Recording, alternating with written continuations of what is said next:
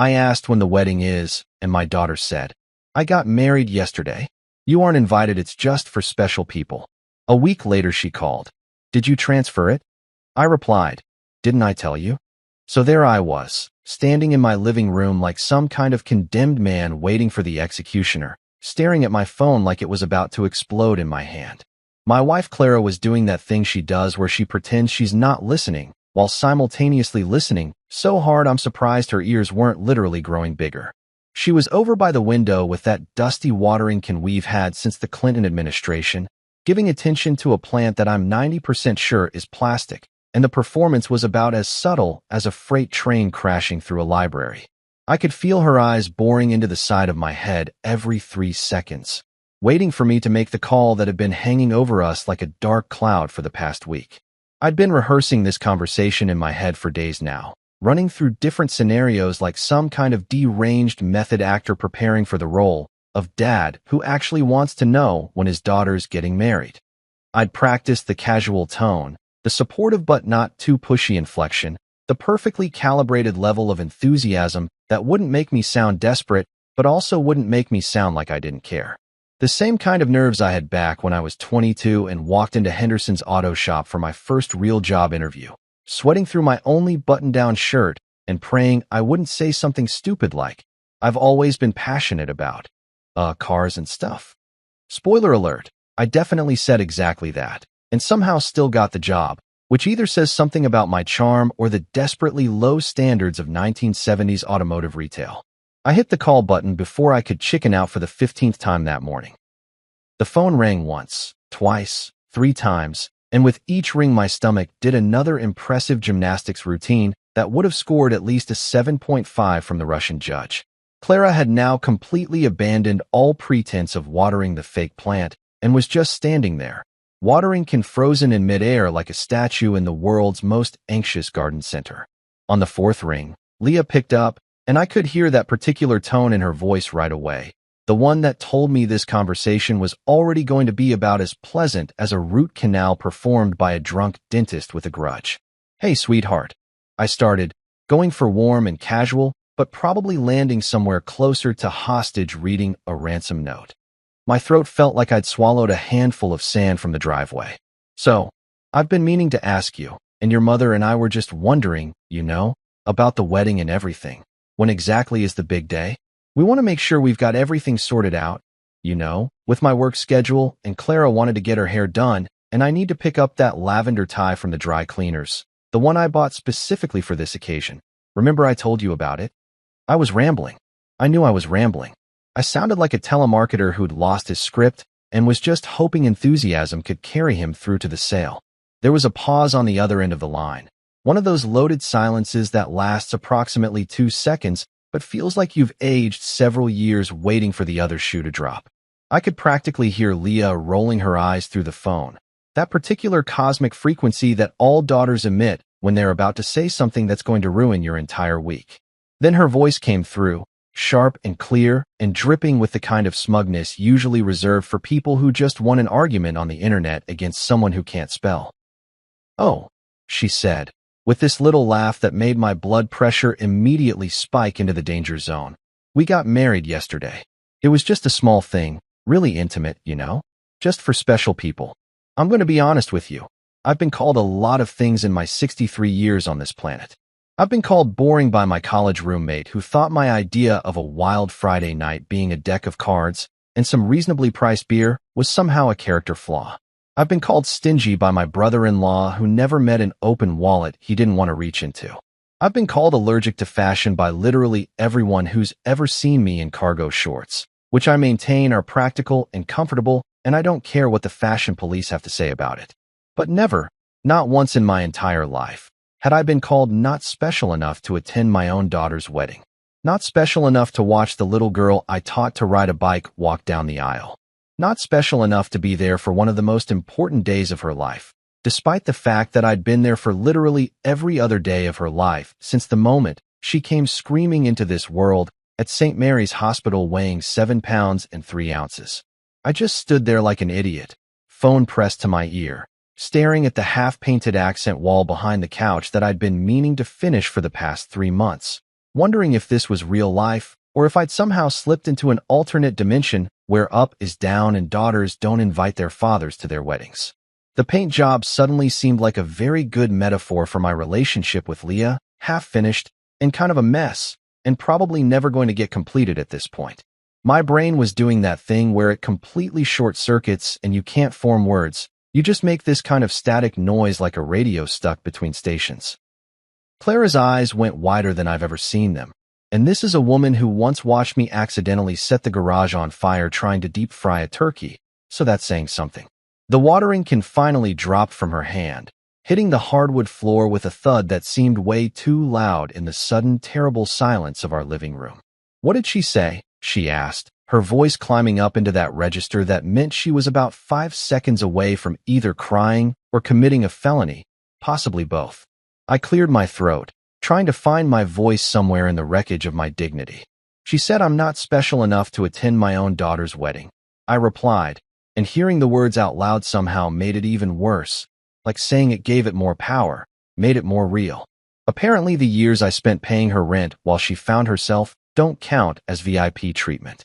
Neither does the time I bought what she called essential business equipment for Travis's cryptocurrency venture that I'm pretty sure was just an elaborate scheme to buy a really expensive gaming computer, or the student loans I helped with, or the car insurance I covered, or the emergency dental work, or the security deposit on 3 different apartments because she kept deciding she didn't like the vibes of various neighborhoods. Clara just stood there shaking her head, and I could see her mentally calculating the same numbers I'd been trying not to think about for the past 3 years. "What kind of person does that?" she whispered. But it wasn't really a question, more like she was just saying words to fill the horrible silence that had settled over us like a fog made of disappointment and broken expectations. That night, I couldn't sleep, which wasn't exactly unusual lately, but this was different.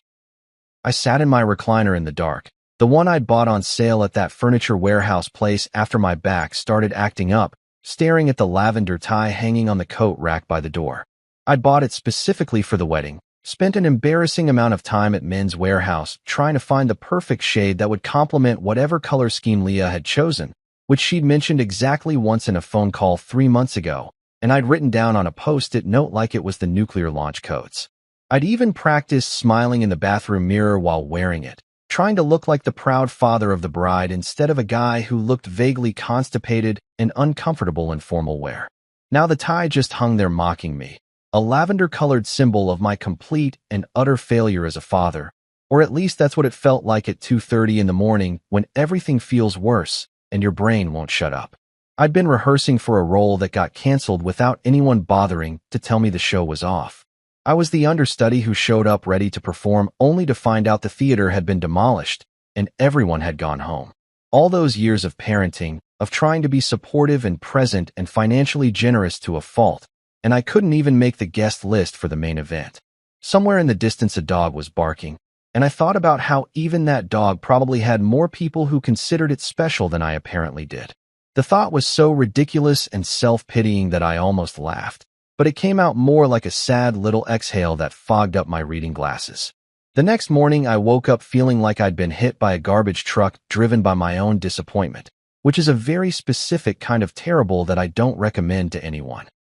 My back hurt from falling asleep in the recliner at some ungodly hour. My neck was stiff from the angle I'd been slouched at, and my phone was buzzing on the coffee table like an angry wasp that had somehow learned to use technology.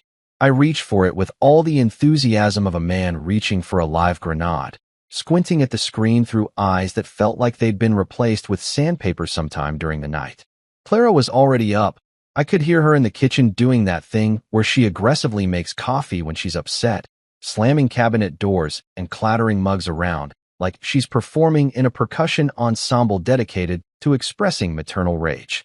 I unlocked my phone and there it was, right at the top of my Facebook feed, because of course the universe has a sixth sense of timing and algorithms apparently run on pure malicious intent.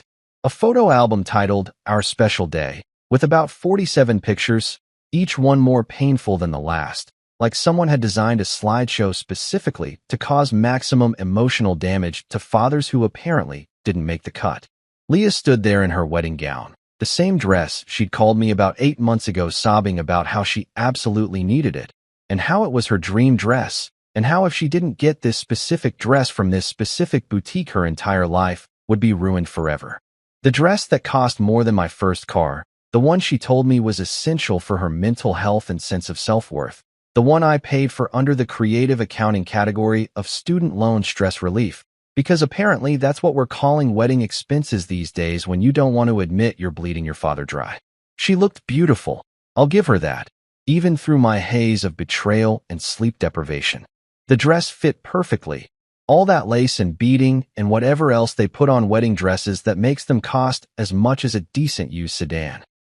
Her hair was done up in one of those complicated arrangements that probably required an engineering degree to accomplish, and her makeup was flawless in that way that makes people look like they're glowing from within, which I'm pretty sure is just expensive highlighter, but what do I know about cosmetics? Next to her stood Travis, her new husband, grinning like he'd just won the lottery without having to buy a ticket, which I guess in a way he had since he'd married into the bank of dad, without having to pass a credit check or show proof of employment beyond his consulting business that, as far as I could tell, consisted of posting motivational quotes on LinkedIn. They looked like they'd been pulled straight out of a toothpaste commercial, all gleaming white smiles and perfect posture and the kind of happiness that makes you want to either congratulate them or check them for performance-enhancing drugs. Behind them in various shots stood Travis's parents, Bob and Diane, who I'd met exactly twice, and who had looked at me both times like I was something stuck to the bottom of their designer shoes. They were in multiple photos looking proud and proper and like they'd just adopted royalty into their family bloodline, which apparently now included my daughter, who was too good to invite her own father, but not too good to spend his money on creating this picture-perfect fantasy wedding that I was now viewing through a screen like some kind of digital ghost haunting the event I should have been attending. And me? Where was I in these photos? Nowhere. That's where. I was conspicuously absent from every single shot, erased from the narrative like a character cut from the final edit of a movie. I looked at my own involvement in this whole production and realized I was basically like one of those anonymous financial donors whose names appear in the tiny print at the end of museum plaques that nobody reads. This wedding was made possible in part by a grant from the Foundation of Gullible Fathers Who Don't Know When to Stop Writing Checks, with additional funding provided by retirement savings that could have been a boat. I scrolled through the entire album with the kind of morbid fascination usually reserved for watching car crashes or reality TV shows about hoarders. There were photos of the ceremony, the reception, the cake cutting, the first dance, all these traditional wedding moments that I'd assumed I'd be part of because, you know, I'm her father, and that's generally how these things work in most functional families. There was even a photo of Travis's dad giving a toast, raising his glass with this big emotional smile, probably talking about how proud he was and how happy they were to welcome Leah into their family. And I thought about how I should have been the one doing that. I should have been the one standing up there embarrassing my daughter with dad jokes and getting a little teary-eyed and reminiscing about teaching her to ride a bike and watching her graduate high school. I sat there on my couch staring at these photos, muttering to myself like a crazy person, "Oh look, special people having a special time with my not-so-special money." The irony was so thick you could cut it with the cake knife they were using in photo number 17. Every flower arrangement I saw, I mentally calculated the cost. Every centerpiece, every chair cover, every string of those trendy Edison bulbs hanging in the background. I could practically see the dollar signs floating above them like some kind of depressing augmented reality app designed to show you exactly how much your own child's betrayal cost you down to the penny. Clara appeared in the doorway with 2 mugs of coffee, took one look at my face, and immediately knew what I was looking at. She has this sixth sense about these things, probably developed over 40 years of marriage to a man whose face apparently broadcasts his emotions in high definition. "You should comment something nice," she said, sitting down next to me and handing me one of the mugs, which I accepted even though my hands were shaking slightly, and I was pretty sure adding caffeine to my current emotional state was like throwing gasoline on a dumpster fire. "Oh, I will," I said, and my fingers were already moving across the screen before my brain could catch up with what a monumentally bad idea this was. I typed out, "Congratulations. I see my credit card finally got to walk you down the aisle since I didn't. So proud of my visa for this special moment. Really beautiful ceremony. Wish I could have been there. but I understand that Discover and MasterCard probably took up all the good seats. I stared at the comment for a good 30 seconds, my thumb hovering over the post button like a nuclear launch officer contemplating starting World War III. The petty part of me, which I'm discovering is a much larger part than I previously thought, desperately wanted to hit that button. Wanted to see that comment appear under those perfect photos. Wanted to watch the awkward questions from relatives who didn't know I hadn't been invited. Wanted to create even a fraction of the discomfort I was currently experiencing. But then the part of me that still functions like a rational adult human being, the part that Clara was currently staring at with those eyes that mean, "Don't you dare," made me highlight the whole thing and delete it character by character. Even my sarcasm has limits, apparently, though I'm learning those limits are a lot further out than I thought they were. I settled for just liking the post, which felt like the social media equivalent of saying, "I acknowledge that this thing happened even though you deliberately excluded me from it. And I'm going to be the bigger person here, even though it's killing me inside." Then I put my phone face down on the coffee table, picked up my coffee mug, and took a long drink of something that tasted like bitterness and regret with a hint of French roast. Clara patted my knee in that way that meant she was proud of me for not starting a public social media war.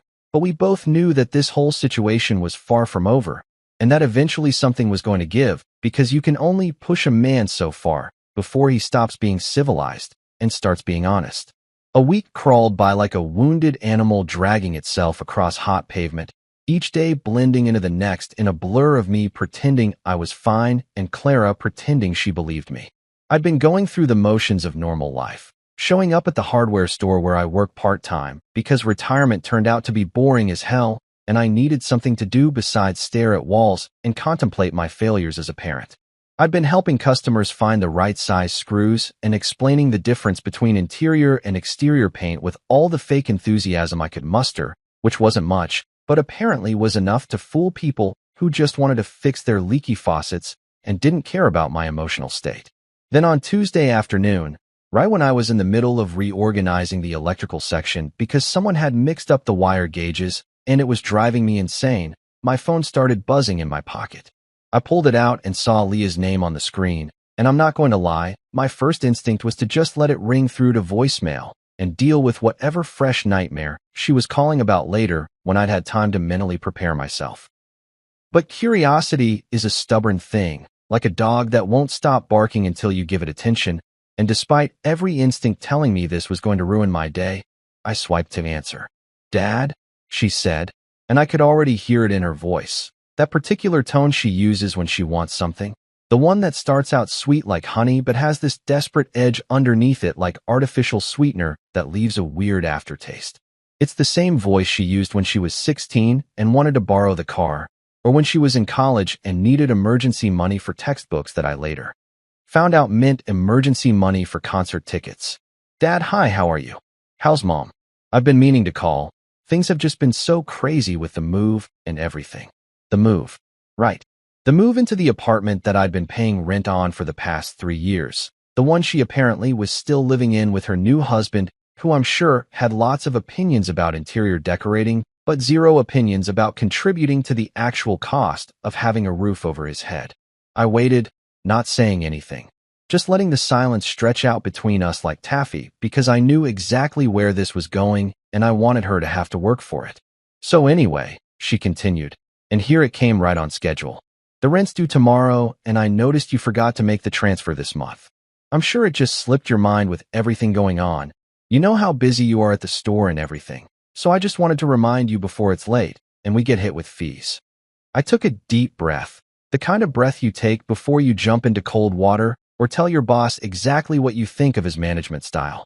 I was standing in aisle 7 surrounded by circuit breakers and outlet covers. And I had this moment of perfect clarity where I realized I was absolutely done being the ATM that everyone just assumed would keep dispensing cash forever without any kind of appreciation or basic human decency.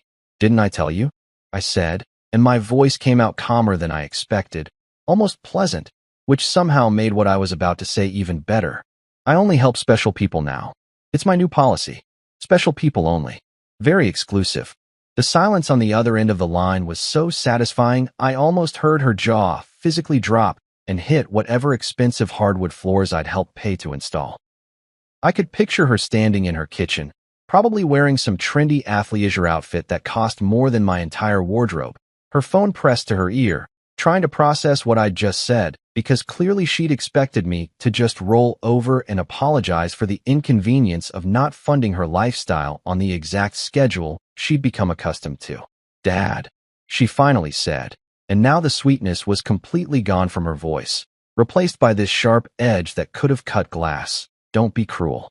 This isn't funny. We have bills to pay. You can't just suddenly decide to stop helping us without any warning." Cruel. She called me cruel.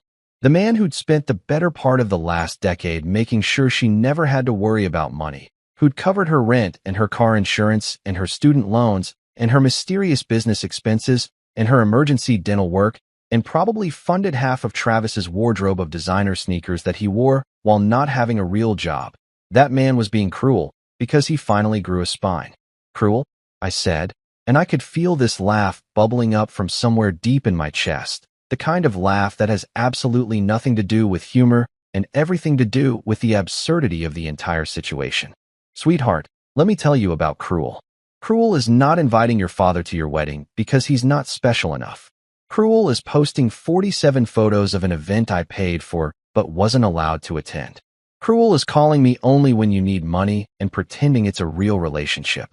I was on a roll now. 3 years of bottled-up resentment flowing out of me like water from a burst pipe, and it felt amazing in the way that finally saying what you really think always feels amazing even when you know there's going to be consequences later.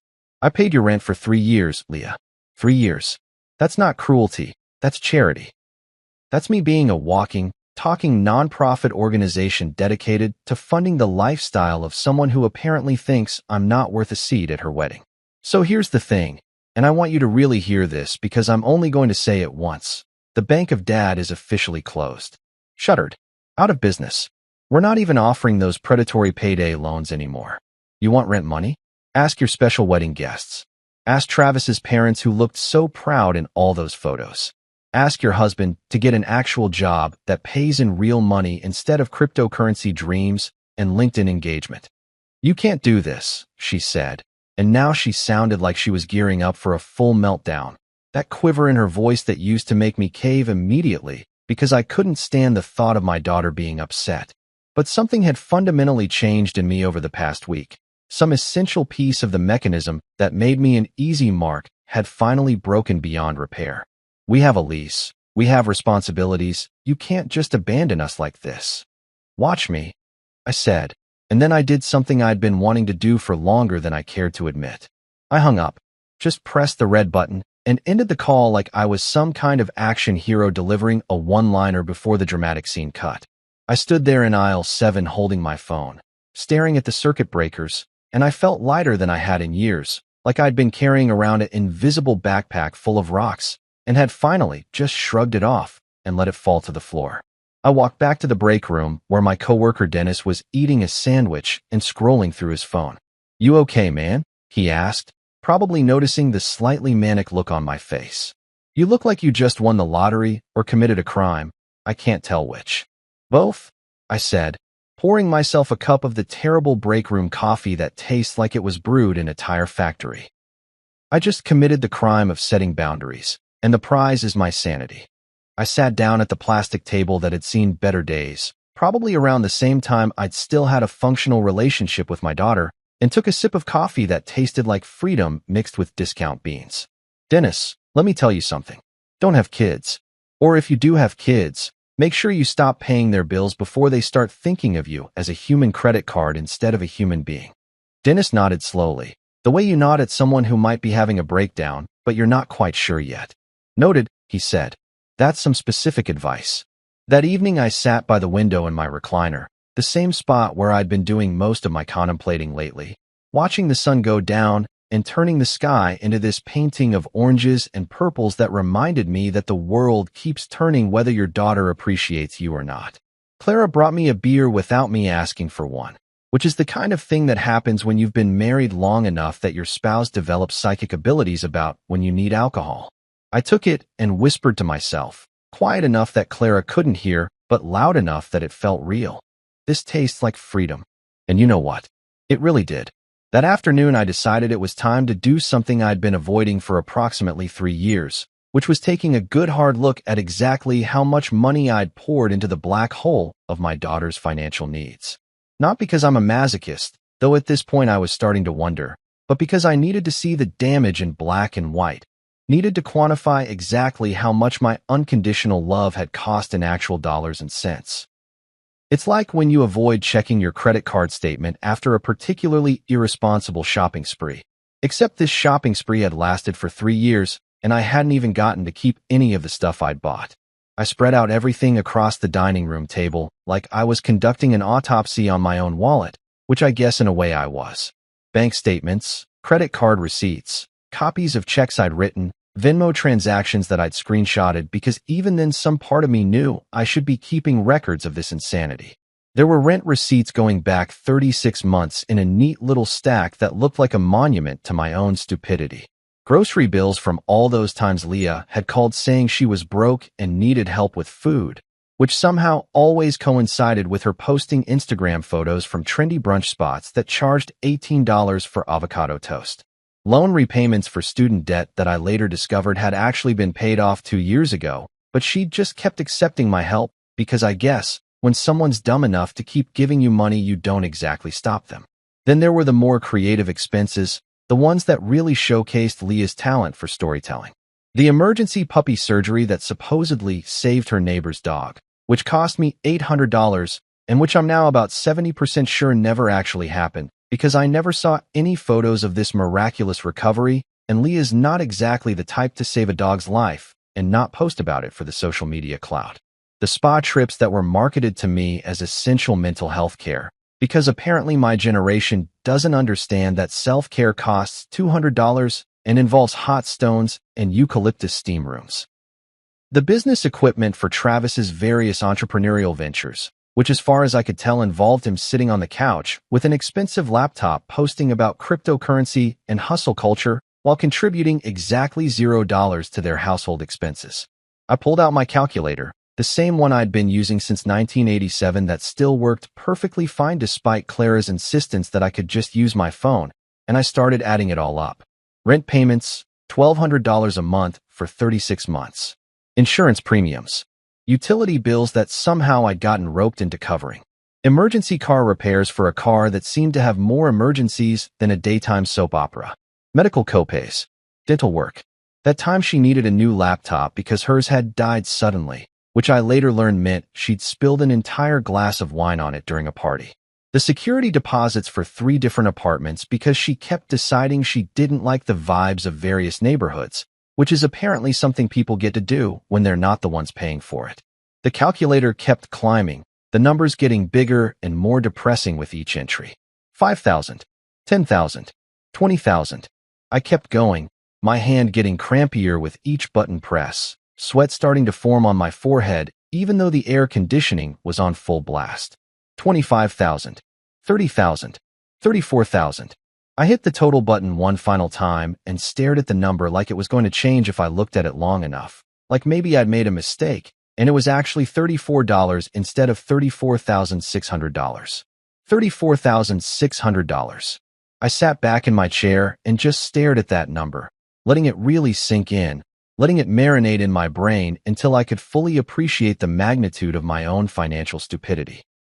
I could have bought a Tesla, I muttered to myself, thinking about that sleek electric car I'd been eyeing for the past year, the one Clara kept saying we should splurge on because we'd earned it after decades of being responsible. Instead, I bought entitlement. I bought a 3-year subscription to being taken advantage of. I invested heavily in the stock market of ungratefulness, and somehow I'm shocked that the returns were terrible. I looked at all those receipts spread across my dining room table and felt something shift inside me, some final piece of denial crumbling into dust. This wasn't parenting. This wasn't helping my kid get on her feet. This was enabling, pure and simple, and I'd been doing it with a smile on my face while she systematically drained my retirement savings and didn't even have the decency to invite me to her wedding. I grabbed my phone and did something that felt simultaneously petty and absolutely necessary. I took a photo of all the receipts spread out on the table, this colorful mosaic of my own gullibility, and I sent it to Leah with a message that probably wasn't going to win me any Father of the Year awards, but felt absolutely perfect in the moment. In case you ever miss me, I typed, just look at your furniture. Look at your dishes. Look at your walls and your floors and your ceiling. I'm literally everywhere. Every stick of furniture, every plate you eat off of, every light bulb illuminating your special life. That's all me. You're basically living in a museum dedicated to my poor financial decisions. Enjoy the exhibit. I hit send before I could second-guess myself, and then I did something that felt even better. I grabbed my keys, got in my car, and drove straight to First National Bank like I was on a mission from God. The bank where I'd set up all those automatic payments 3 years ago when Leah had first asked for help, back when I was naive enough to think this would be temporary, that she just needed a little boost to get started in life. Back when I still believed that being a good father meant saying yes to everything and never expecting anything in return except maybe the occasional phone call that wasn't about money. I walked through those automatic doors with the kind of determination usually reserved for people storming castles or quitting terrible jobs in spectacular fashion. Mr. Khan was at his desk, the same bank manager who'd helped me set up the automatic transfers, a nice guy in his 50s who always remembered my name and asked about my family, which now felt ironic given what I was about to do. He looked up and smiled when he saw me approaching. Mr. Anders, good to see you. What can I help you with today? Cancel every automatic payment to Leah and her husband, I said without preamble, pulling out my phone to show him the account details. Every single one. Rent, utilities, insurance, everything. If it's going to either of them, I want it stopped immediately. Mr. Khan blinked at me, his fingers hovering over his keyboard like he wasn't sure he'd heard me correctly. Sir, you've never missed a payment in 3 years. These are all scheduled to go out like clockwork. Are you sure you want to cancel them? Is there a problem with the amounts? The problem, I said, and I could feel this smile spreading across my face that probably made me look slightly unhinged, but I didn't care, is that I've spent 3 years being an ATM for someone who thinks I'm not special enough to attend her wedding. The problem is I just calculated that I've given away $34,600 to someone who only calls me when she needs something. The problem is I finally realized that my biggest character flaw isn't being cheap or stingy or whatever else people have called me over the years. My biggest character flaw is that I'm too generous with people who don't deserve it. Mr. Khan looked at me for a long moment, and I saw something change in his expression, this flicker of understanding like he'd just connected some dots. My daughter asked me for $5,000 last month for a down payment on a car, he said quietly, pulling up my account on his screen. I said no because she still owes me $2,000 from last year. She didn't talk to me for a week. He started clicking through menus, his fingers moving efficiently across the keyboard. I'm canceling all automatic payments now, Mr. Anders. Every single one.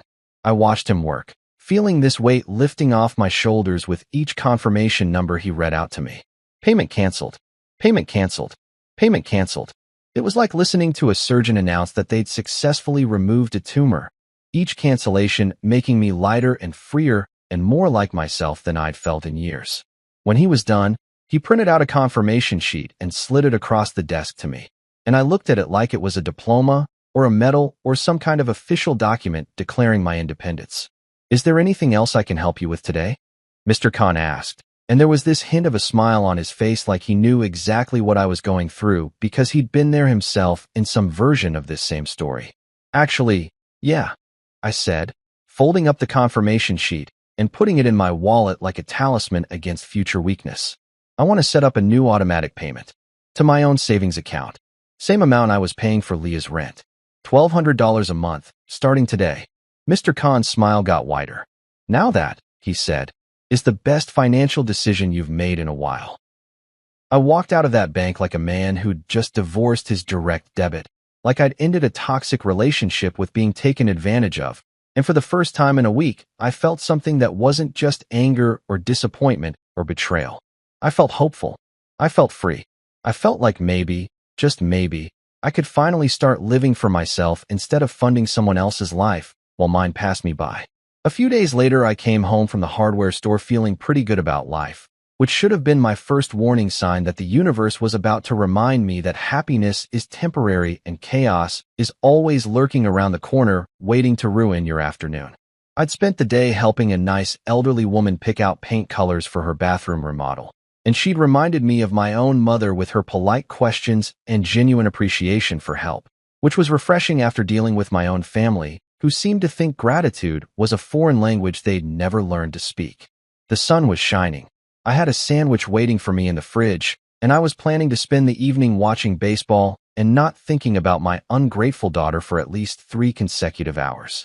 Then I turned onto my street and immediately felt my good mood evaporate like water on hot asphalt.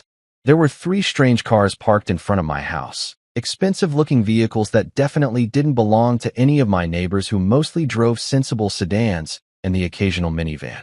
A sleek black Mercedes that probably cost more than I made in a year, a silver Lexus SUV with custom rims that screamed, "I make poor financial decisions," and a white BMW that had one of those vanity plates that said something obnoxious like WANR or success, or whatever lawyers put on their cars to announce their profession to everyone stuck behind them in traffic.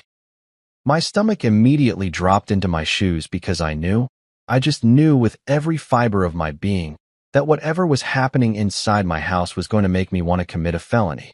I parked my truck in the driveway behind the Mercedes, effectively blocking it in because petty spite is free and I'm budget conscious, and walked up to my own front door with all the enthusiasm of a man approaching a firing squad. I could hear voices inside, multiple people talking in that fake polite tone that people use when they're about to screw you over but want to pretend they're doing you a favor. I opened the door, which wasn't locked because apparently we were having an open house that nobody bothered to tell me about, and froze in the doorway like I'd just walked into a surprise party, except instead of friends and cake it was my worst nightmare come to life. Leah was sitting on my couch like she owned the place, which technically I guess she thought she did since I'd been funding her entire existence for the past 3 years. Travis was next to her doing that thing where he tries to look serious and important by crossing his arms and frowning, but mostly he just looked like a kid playing dress-up in grown-up clothes. And sitting at my dining room table, the same table where I'd just conducted my financial autopsy a few days ago, was a man in a shiny suit that probably cost more than my entire wardrobe, including shoes and my one decent winter coat. He had that slick look that screams lawyer, all perfect hair, an expensive watch, and the kind of smile that makes you want to count your fingers after shaking his hand to make sure they're all still there. "Dad," Leah began in that sugar-sweet voice that I now recognized as her manipulation tone, the one she probably practiced in the mirror before important phone calls. "We've been so worried about you. You've been acting so strange lately, so erratic and unpredictable, cutting us off without warning, saying cruel things, making irrational financial decisions. We think you might be experiencing some cognitive decline, and we just want to help." I stood there in my own doorway, still holding my keys, trying to process the absolute audacity of what I was witnessing. Cognitive decline. She was actually standing in my house, the house I paid for, suggesting that I was losing my mind because I'd stopped bankrolling her lifestyle. The nerve of this woman who I'd raised and loved and apparently completely failed to teach the meaning of basic human decency was truly breathtaking in its shamelessness. The lawyer stood up and extended his hand like we were meeting at a networking event instead of him ambushing me in my own home. "Mr. Anders, I'm Jeffrey Bell, attorney at law. Your daughter and son-in-law have retained my services out of concern for your well-being. We're here today to discuss some arrangements that would ensure your finances are properly managed during this difficult time." "Difficult time," I repeated, not shaking his hand, because I'm not a complete idiot and I know that lawyers don't make house calls for social reasons. "The only difficult time I'm having is standing here in my own house wondering who the hell invited you people in." Mr. Bell reached for a leather folder on the table, the kind of folder that probably cost more than a normal person's monthly grocery budget, and pulled out a stack of papers that looked official and intimidating with all their legal letterhead and dense paragraphs of text designed to confuse regular people into signing away their rights.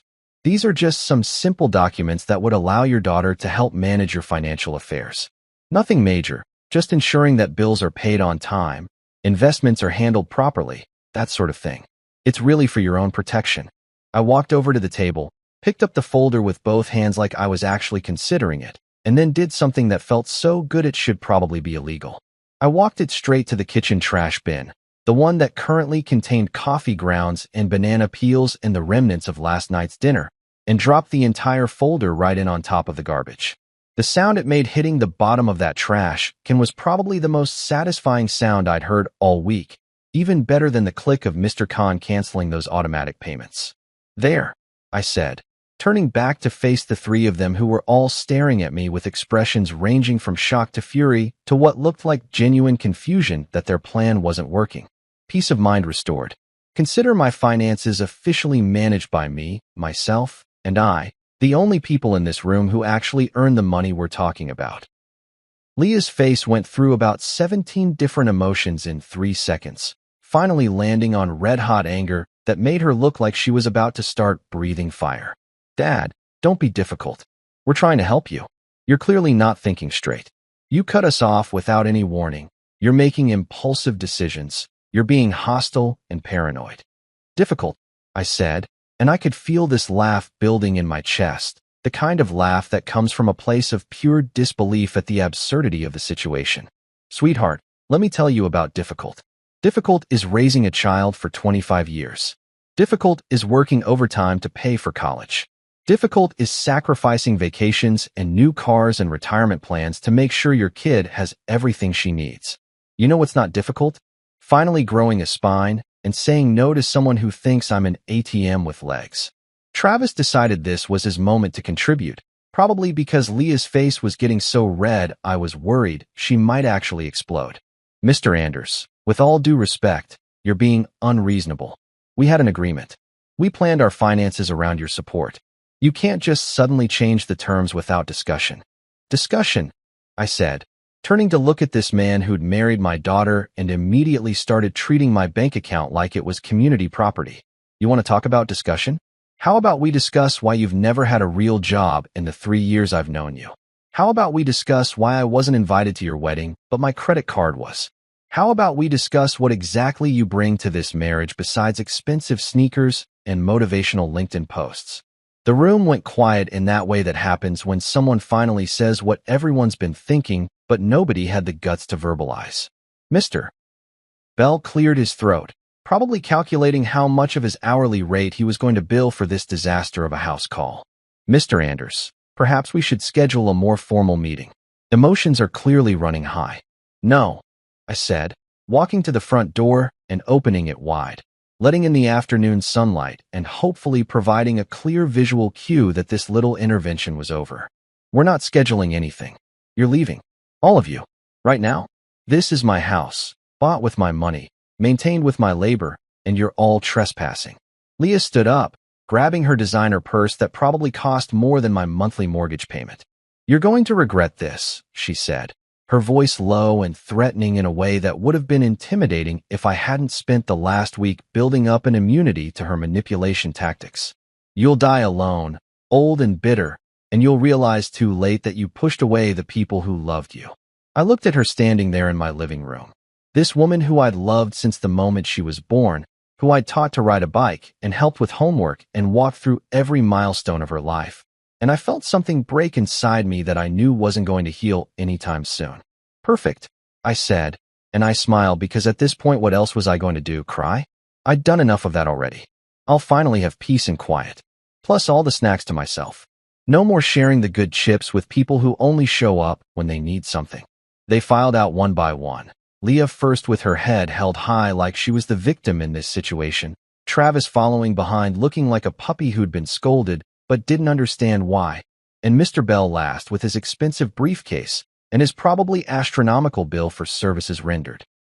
I stood in the doorway and watched them get into their expensive cars, watched them drive away from my house like they were leaving a crime scene, which I guess in a way they were since they'd just attempted to legally steal my autonomy and financial independence. When the last car disappeared around the corner, I closed the door and leaned against it, suddenly exhausted in a way that had nothing to do with physical labor and everything to do with emotional warfare. Clara appeared from the bedroom where she'd apparently been hiding during the entire confrontation, and she looked at me with eyes that were both proud and concerned. "You okay?" she asked. "I just kicked my daughter out of my house," I said, sliding down to sit on the floor with my back against the door like I was barricading it against future invasions. "I threw a lawyer's paperwork in the trash. I told my son-in-law he's useless. So yeah, I'm either okay or I'm having the breakdown they accused me of having. Honestly, at this point, I'm not sure there's a difference. Clara sat down next to me on the floor, something we probably wouldn't have done 10 years ago when our knees still worked properly, and she took my hand. You did the right thing, she said quietly. They were trying to take everything from you.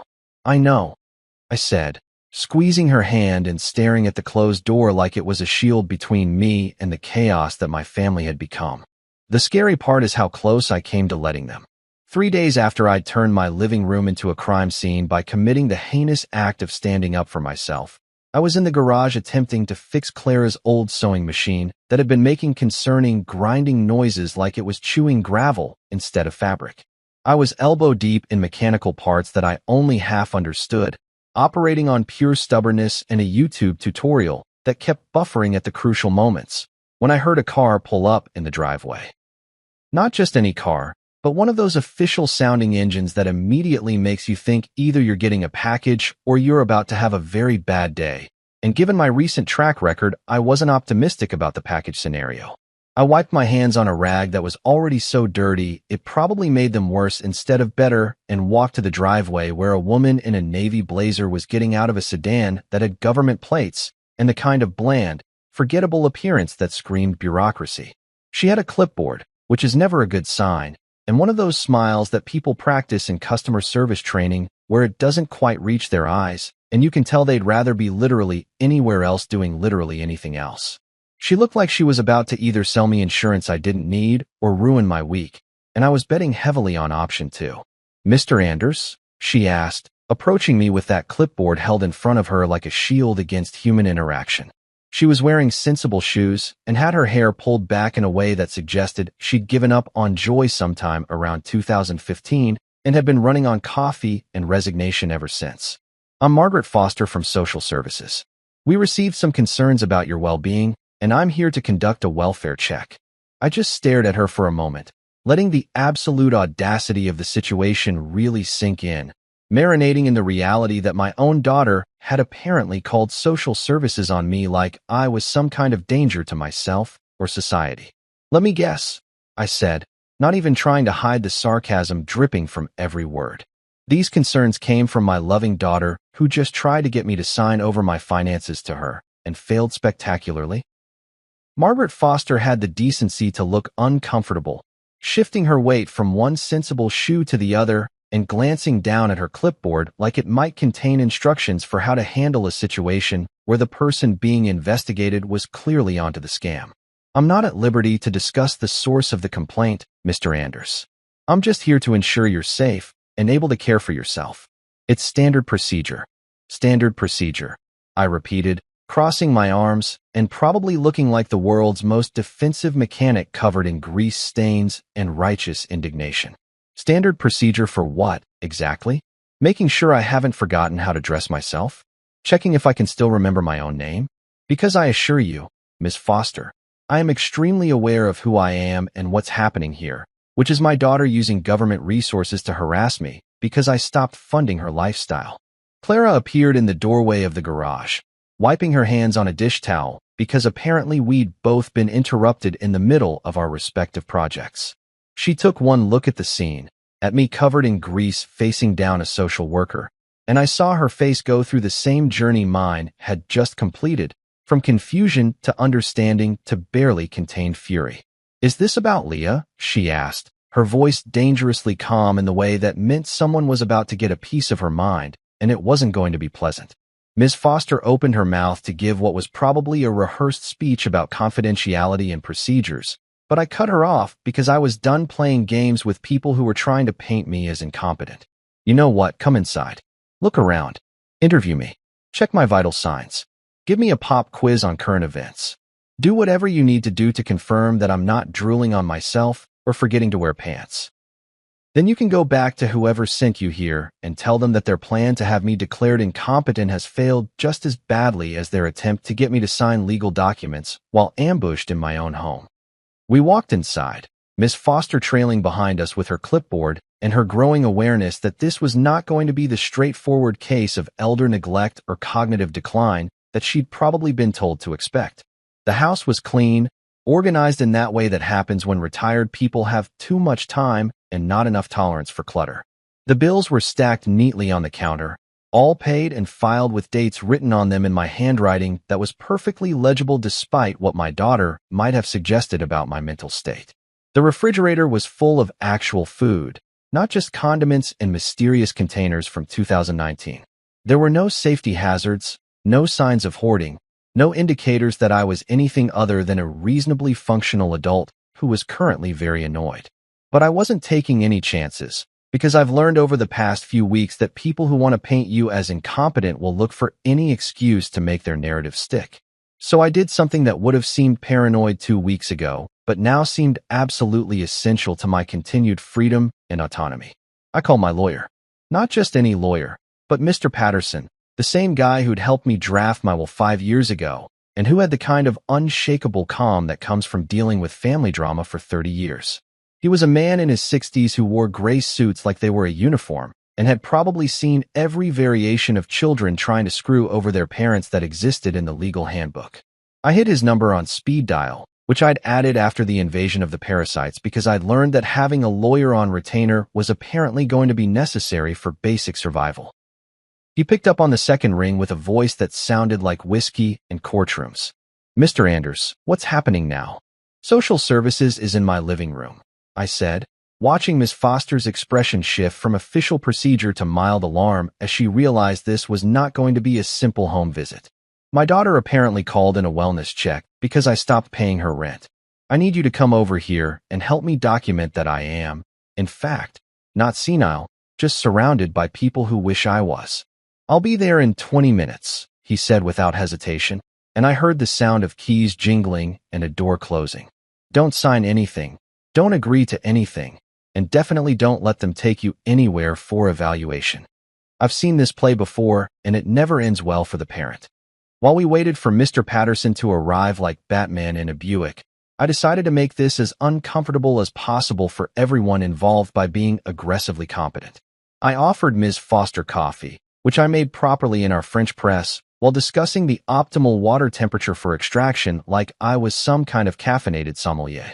I showed her our monthly budget spreadsheet on the computer, complete with color-coded categories and formulas that would make an accountant weep with joy. I recited the names and birthdays of all my grandchildren, even though Leah had been making it increasingly difficult to see them over the past year for reasons that were now becoming crystal clear. "Miss Foster," I said, sitting down across from her at the dining room table while Clara stood behind me with her arms crossed like a bodyguard made of pure maternal rage. "I understand you're just doing your job, but let me paint you a picture of what's actually happening here. My daughter got married and didn't invite me because I'm not special enough, despite the fact that I paid for her rent, her car insurance, her groceries, and approximately $34,600 worth of other expenses over the past 3 years. When I finally decided to stop being an ATM machine, she tried to get me to sign over power of attorney under the guise of concern for my mental health. When that didn't work, she apparently called you folks hoping you'd do her dirty work for her." Ms. Foster was writing things down on her clipboard, and I couldn't tell if she was documenting my mental state or just taking notes on what was clearly becoming a much more complicated situation than she'd been briefed on. "Mr. Anders, can you tell me what day it is? Who's the current president? Can you count backwards from 100 by sevens?"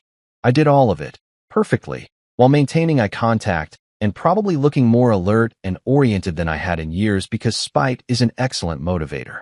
I counted backwards from 100 by sevens without hesitation, rattled off current events like I was a news anchor, and even threw in some historical facts for good measure, just to show off. By the time Mr. Patterson arrived, briefcase in hand and wearing his courtroom face, Miss Foster looked like she was starting to regret taking this assignment. Mr. Patterson didn't waste time with pleasantries. He sat down at the table, pulled out a folder that was somehow even more intimidating than the one the other lawyer had brought, and proceeded to present evidence of my competence like he was prosecuting a case against the very concept of my cognitive decline. Bank statements showing responsible financial management. Medical records from my doctor confirming I was in good health for my age. Receipts and documents proving that every single automatic payment I'd canceled had been voluntary and deliberate, not the random actions of a confused elderly person. Furthermore, Mr. Patterson said, sliding a piece of paper across the table to Ms. Foster like he was revealing evidence in a murder trial. We have documentation of Ms. Leah Anders and her husband Travis attempting to coerce Mr. Anders into signing legal documents that would have given them control of his finances. We have witnesses, we have dates, and we have a very clear pattern of financial exploitation that Mr. Anders recognized and rightfully put a stop to. Ms. Foster looked at the documents, then at me, then at Mr. Patterson, and I could see her mentally calculating how quickly she could get out of this situation and back to cases that were actually legitimate concerns instead of family drama disguised as elder care. Mr. Anders, she said finally, closing her folder with a definitive snap that sounded like the closing of a case file. I see no signs of cognitive impairment or inability to care for yourself. You are clearly of sound mind and capable of making your own decisions. I'll be noting in my report that this appears to be a family dispute rather than a legitimate welfare concern. I appreciate your thoroughness, I said, standing up to show her to the door because I was raised to be polite even to people who'd been sent to investigate my mental fitness. And I'm sorry you got dragged into this. For what it's worth, I'm sure you've got plenty of actual cases that need your attention, people who really do need help, and I hate that my daughter wasted your time with this nonsense. She nodded, looking relieved to be leaving, and paused at the door. Mr. Anders, off the record? I've been doing this job for 15 years. I've seen a lot of families, a lot of dynamics, a lot of people trying to take advantage of their elderly relatives. What I can tell you is that you're not the problem here. Your boundaries are healthy. Don't let anyone make you doubt that. After she left, I sat back down at the dining room table with Mr. Patterson and Clara, feeling exhausted in a way that had nothing to do with the sewing machine repairs I still needed to finish. My own child, I said quietly, staring at my hands that were still stained with grease from the garage. My own daughter tried to have me investigated by social services. That's a new low, even for her. Mr. Patterson packed up his briefcase with the efficiency of someone who'd done this 1,000 times. The good news is that it's all documented now. Every attempt she's made, every failed scheme, it's all on record. If she tries anything else, and I suspect she will because people like this don't give up easily, we'll have a paper trail that shows a clear pattern of harassment and attempted exploitation. That's supposed to be comforting? I asked, even though I knew he was right. No, he said, snapping his briefcase closed. But it's protective. And right now, Mr. Anders, protection is what you need. Your brain's the only thing in this family that's actually working properly. A week later, I was standing in my bedroom staring at my closet like it contained nuclear launch codes instead of decades-old dress shirts and pants that still fit if I didn't breathe too deeply, trying to figure out what exactly one wears to fight off your own daughter in court. The official notice had arrived 3 days ago via certified mail, which meant I had to sign for the privilege of learning that Leah and Travis had filed a petition for guardianship over me, claiming I was mentally incompetent and needed them to legally control every aspect of my life. They wanted to turn me into a living, breathing ATM card with dementia, complete with legal documentation and a judge's signature. Clara had ironed my best suit, the navy one I'd worn to my brother's funeral 5 years ago and hadn't touched since because most occasions in my life don't require looking like I'm about to negotiate a corporate merger.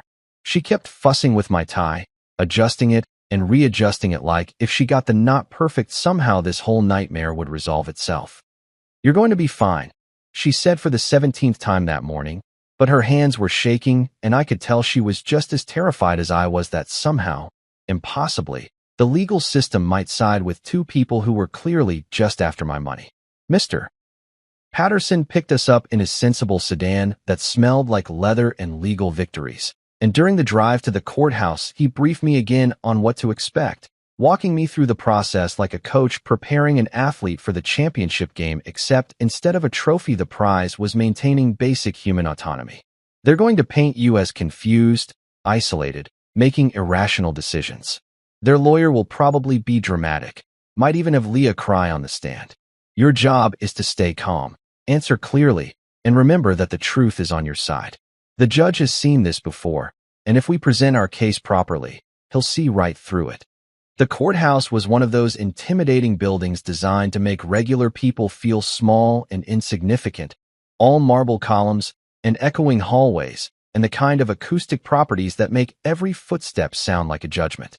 We went through security where I had to empty my pockets and take off my belt, which felt like adding insult to injury since I was already being forced to defend my own mental competence to strangers. The courtroom itself was smaller than I expected from watching legal dramas on TV. More like an oversized conference room, with wood paneling and uncomfortable benches that were clearly designed by someone who believed suffering built character. Leah arrived 10 minutes after we did, dressed in all black like she was attending my funeral instead of trying to steal my life. And I had this dark moment of thinking that maybe that's exactly how she saw this, as the death of the father who said no and the birth of the controllable bank account she could manage without resistance. Travis was beside her in a suit that probably cost more than my mortgage payment, looking serious in that way that people who've never had real problems try to look when they're pretending to be concerned. Their lawyer was a woman in her 40s with sharp features and sharper heels, the kind of person who probably charged by the breath and made junior associates cry for sport. We all sat on opposite sides of the courtroom like this was the world's worst wedding, which I guess in a way it was since this was all a direct result of a wedding I hadn't been invited to. The bailiff called the court to order and Judge Collins entered, a man in his 60s with gray hair and reading glasses perched on his nose, and the expression of someone who'd been dealing with family dysfunction since before I was born and had long ago given up on humanity, surprising him with anything new. Leah's lawyer stood up first, smoothing her skirt and arranging her face into an expression of practiced concern that probably played well with juries, but looked fake as hell to anyone paying attention. Your Honor, we're here today because a daughter loves her father so much that she's willing to take on the difficult responsibility of his care. Mr. Anders has been exhibiting concerning behavior, isolating himself from family, making impulsive financial decisions, refusing help from those who care about him most. His daughter fears that without intervention, he'll be vulnerable to exploitation or worse. I had to physically bite my tongue to keep from laughing out loud at the sheer audacity of someone claiming I was vulnerable to exploitation while simultaneously trying to exploit me in a court of law. Clara grabbed my hand and squeezed hard enough that I worried about my circulation, which I interpreted as a nonverbal message to not get us thrown out of court before we even got to present our side. Then Leah took the stand, and I watched my daughter transform into an actress worthy of an Academy Award nomination. Her voice got soft and trembling. Her eyes welled up with tears that might have been real or might have been the result of staring at the courtroom lights without blinking. And she spoke about her concerns with the kind of conviction that would have been moving if I didn't know for a fact that her biggest concern was losing access to my bank account. My father has always been such a loving, generous man, she said, dabbing at her eyes with a tissue that Travis helpfully provided like they'd rehearsed this moment. But lately he's been different, paranoid, angry, cutting us off without explanation. He hangs up on me when I call. He refuses to see reason. He's making decisions that don't make sense. Her lawyer nodded sympathetically, playing to the judge like they were in a performance of Concerned Professionals Care About Old People, the musical. They showed examples of my erratic behavior, which apparently included canceling automatic payments that I'd set up voluntarily, refusing to sign legal documents when ambushed in my home, and generally not doing exactly what Leah wanted exactly when she wanted it. Travis got called up next and did his best impression of a worried son-in-law, talking about how I'd changed, how I wasn't the man he'd known, completely glossing over the fact that the man he'd known had been a walking wallet and the man I'd become had been a walking wallet that finally grew a spine. I leaned over to Mr. Patterson and whispered, "If this goes wrong, remind me to get her an audition for Days of Our Lives. She's wasting this talent on just screwing over her family." He didn't smile, but I saw his eyes crinkle slightly at the corners, which from a lawyer is basically the equivalent of standing ovation. During cross-examination, Mr. Patterson stood up with the kind of calm confidence that comes from knowing you're holding all the winning cards and the other side is bluffing with a pair of twos. "Ms. Anders," he said, his voice polite, but carrying an edge that suggested he was about to dismantle her entire performance with facts and logic. "When was the last time you spoke to your father without asking for money?" The question hung in the air like smoke, and I watched Leah's face go through several expressions as she tried to calculate whether lying would be better than admitting the truth. She blinked, opened her mouth, closed it again, looking like a fish that had just realized it was out of water and the situation was not improving. We talk about lots of things, she finally managed, but her voice had lost that confident, trembling quality and now just sounded uncertain. That's not what I asked, Mr. Patterson continued, and I was starting to understand why people paid this man probably obscene amounts of money to represent them. I asked for a specific date, a specific conversation where you called your father just to check in, just to talk, without any financial request attached. Can you provide one? Silence. Beautiful, damning silence that spoke volumes about exactly what our relationship had become over the past 3 years. Leah looked at her lawyer, who was suddenly very interested in her legal pad, and then back at Mr. Patterson like she was hoping he'd forgotten the question. He hadn't. And is it true? He followed up, moving in for what was clearly going to be the killing blow, that you told your father he wasn't special enough to attend your wedding? Your own father, who you now claim to be so concerned about. That was taken out of context, Leah stammered, and now the tears were gone, and she just looked angry, which was probably closer to her actual emotional state than the concerned daughter routine she'd been performing. I didn't mean it like that. It was a small wedding. We had limited space. Limited space, Mr. Patterson repeated, pulling out a photo from his briefcase, like a magician pulling a rabbit from a hat, except, instead of entertainment, it was evidence. This is a photo from your wedding posted on social media. I count 47 guests. Are you telling this court that out of 47 people, there wasn't room for the man who paid for your rent, your car insurance, and according to our calculations, approximately $34,600 worth of expenses over 3 years?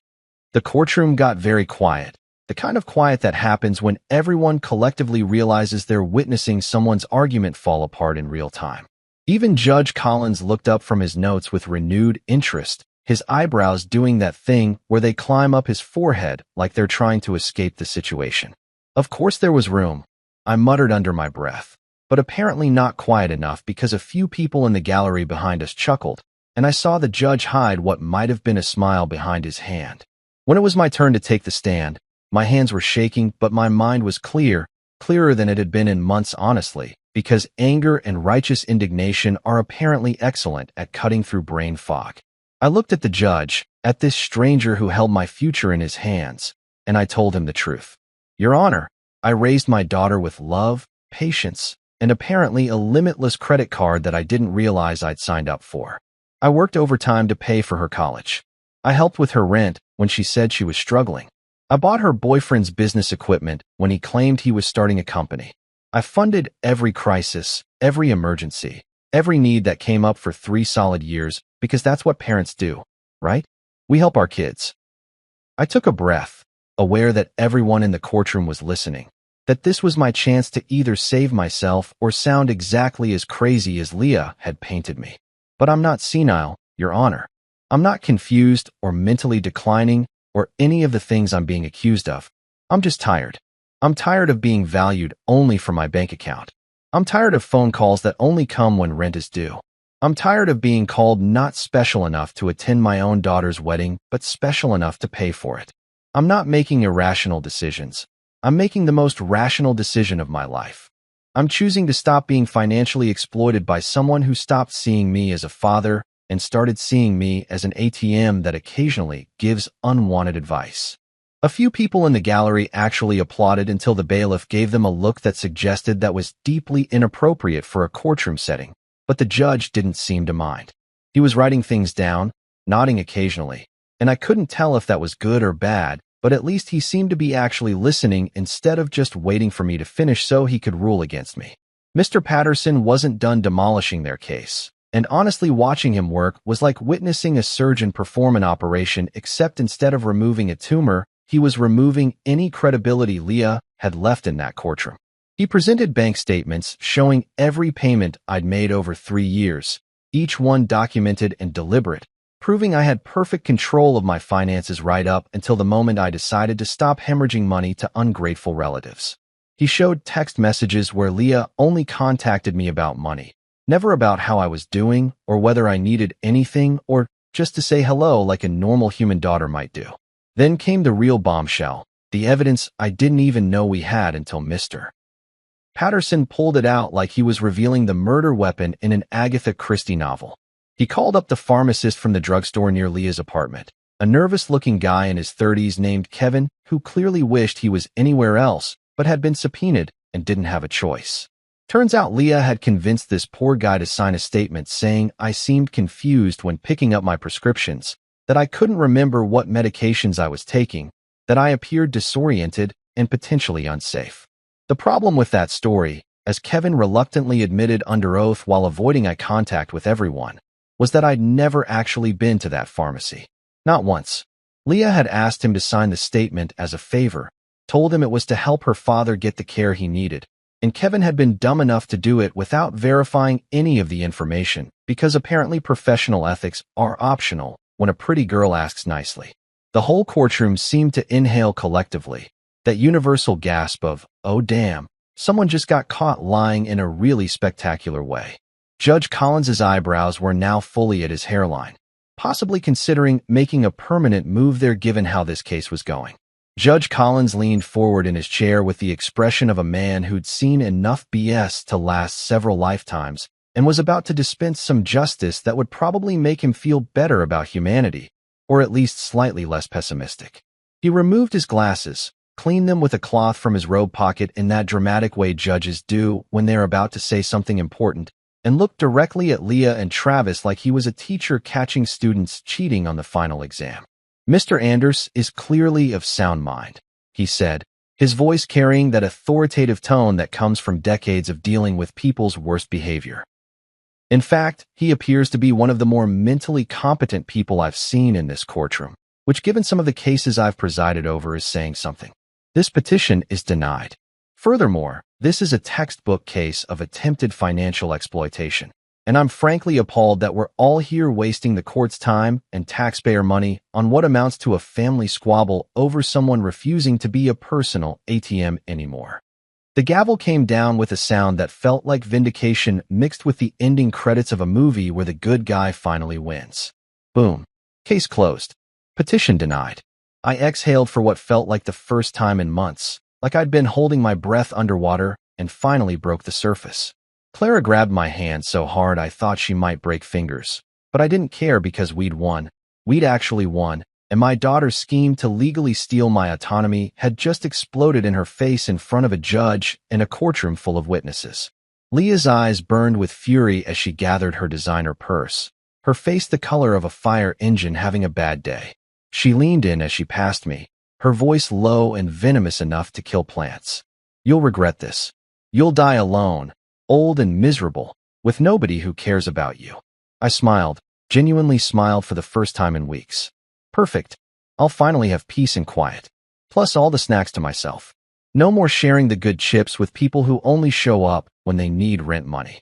Months later, I was sitting in my new apartment downtown, a cozy two-bedroom place that didn't smell like betrayal or decades of accumulated family dysfunction. Sipping coffee that I'd made exactly how I liked it without anyone complaining that I made it too strong or too weak or asking why I couldn't just buy a Keurig like normal people. The place had hardwood floors that creaked in a charming way instead of an alarming way, windows that actually opened to let in fresh air, and neighbors who smiled and said hello instead of trying to get me declared mentally incompetent so they could steal my retirement fund. Clara and I had sold the old house, the one with too many rooms and too many memories of raising a daughter who apparently saw us as an unlimited funding source rather than actual human beings with feelings and financial limitations. We'd split the profit, paid off the last of our debts, and moved into this smaller space that felt more like freedom than any mansion ever could. Turned out we didn't need all that square footage anyway. We'd just been filling it with stuff we didn't need to avoid thinking about relationships that weren't working. I joined a local seniors club that met every Tuesday and Thursday at the community center, a group of people in their 60s and 70s who'd lived full lives and had stories that made mine look tame by comparison. They'd asked me to speak one evening about my experience, and when I stood up in front of 25 people holding coffee cups and cookies from the discount bakery, I started with the line that got the biggest laugh I'd heard in years. My daughter once told me I was special, right before she tried to steal my retirement and have me declared legally incompetent. So I guess I'm here to tell you about the warning signs of financial elder abuse. featuring the cautionary tale of a guy who thought paying rent for 3 years would buy him a seat at a wedding. The room erupted with laughter and knowing nods from people who'd clearly been through their own versions of family dysfunction. An older woman named Dorothy came up to me afterward and said, "My son tried the same thing. Wanted power of attorney. Said it was just to help with bills. Thank God my lawyer caught it before I signed anything." We traded war stories like veterans from the same battle. This army of parents who'd learned the hard way that generosity, without boundaries, is just enabling with better PR. These days I drank my coffee without guilt, a revolutionary concept that I was still getting used to after years of feeling like every dollar I spent on myself was somehow stealing from my daughter's future. I'd started traveling to places I'd always wanted to see, but never could because there was always some emergency that needed funding. I'd been to Nashville, saw the Grand Canyon, spent a week in Charleston eating seafood and walking on beaches that didn't judge me for finally putting myself first. I'd even started flirting harmlessly with my neighbor Margaret, a retired math teacher who laughed at my terrible jokes and didn't ask for money, which was refreshing enough to qualify as a legitimate relationship upgrade. Then one evening my phone buzzed with a message from Leah, the first contact in months. "Dad, we need to talk." I stared at those 4 words, thinking about all the times I'd dropped everything to respond to her, all the times I'd rearranged my life to accommodate her needs, all the years I'd spent being available and generous and apparently completely taken for granted. I typed back slowly, deliberately, choosing each word like I was crafting the most important message of my life. Begin with an apology, not an amount. Then I muted the conversation, turned off my phone notifications for her number specifically, and went back to my book. Later that evening, I stood on my balcony watching the city lights sparkle below like earthbound stars, the sounds of traffic and life, and people living their messy, complicated existences floating up from the streets. I raised a glass of whiskey to the sky, the good stuff that I'd bought without checking the price tag because I'd earned it, and said to no one in particular, but really to myself and the universe and anyone else who might be listening. Here's to all the unspecial people who finally learned the price of peace. Turns out it costs exactly $34,600 and one daughter's entitlement. Best investment I ever made.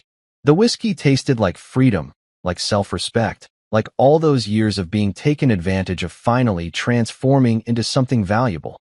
The knowledge that I deserved better, that saying no wasn't cruel, and that the only person responsible for my happiness was me. And you know what? That was pretty damn special after all. I built the $3.8 billion Atlas system that ran Cobecale Energy for 17 years. My wife's dad fired me in front of the entire board. "Cobecale is a rocket ship, and we don't have room for anchors," he said, throwing my 50-page risk report in the trash. I nodded quietly and let security escort me out. Tomorrow's gonna be fun. My name's Adrian Holt, and if there's one thing you should know about me right off the bat, it's this. I don't build toys, I don't mess around with half-baked ideas, and I sure as hell don't waste 17 years of my life creating something that's just pretty good.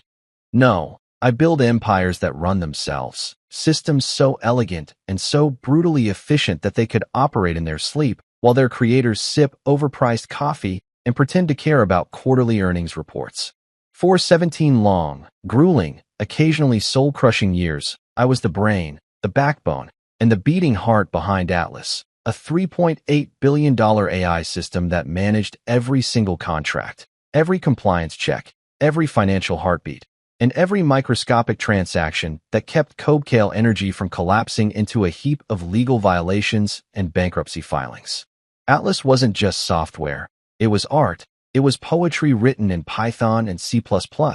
And it was the only reason this company hadn't been sued into oblivion by every regulatory agency from here to Brussels. But then came Gerald Kale, my father-in-law and the company's self-appointed space commander, cosmic visionary, and professional motivational poster come to life, who decided one Tuesday morning that I was an anchor holding back his precious rocket ship. Yeah, you heard that right. An anchor. Me. The guy who literally kept the engines running while he was out there giving TED Talks about disrupting the energy paradigm and posting LinkedIn selfies with captions like, "Dream bigger, hustle harder, synergize vertically." I'm pretty sure Gerald thinks vertical synergy is an actual thing and not just what happens when you throw darts at a corporate jargon board after 3 martinis. The boardroom that particular morning smelled like burnt coffee, stale bagels, and the unmistakable scent of fear mixed with overpriced cologne. I walked in carrying a 50-page risk report, meticulously researched, footnoted, cross-referenced, and backed by enough data to make a statistics professor weep with joy. It detailed every single red flag, every potential landmine, and every catastrophic legal consequence of the pending merger Gerald was so excited about.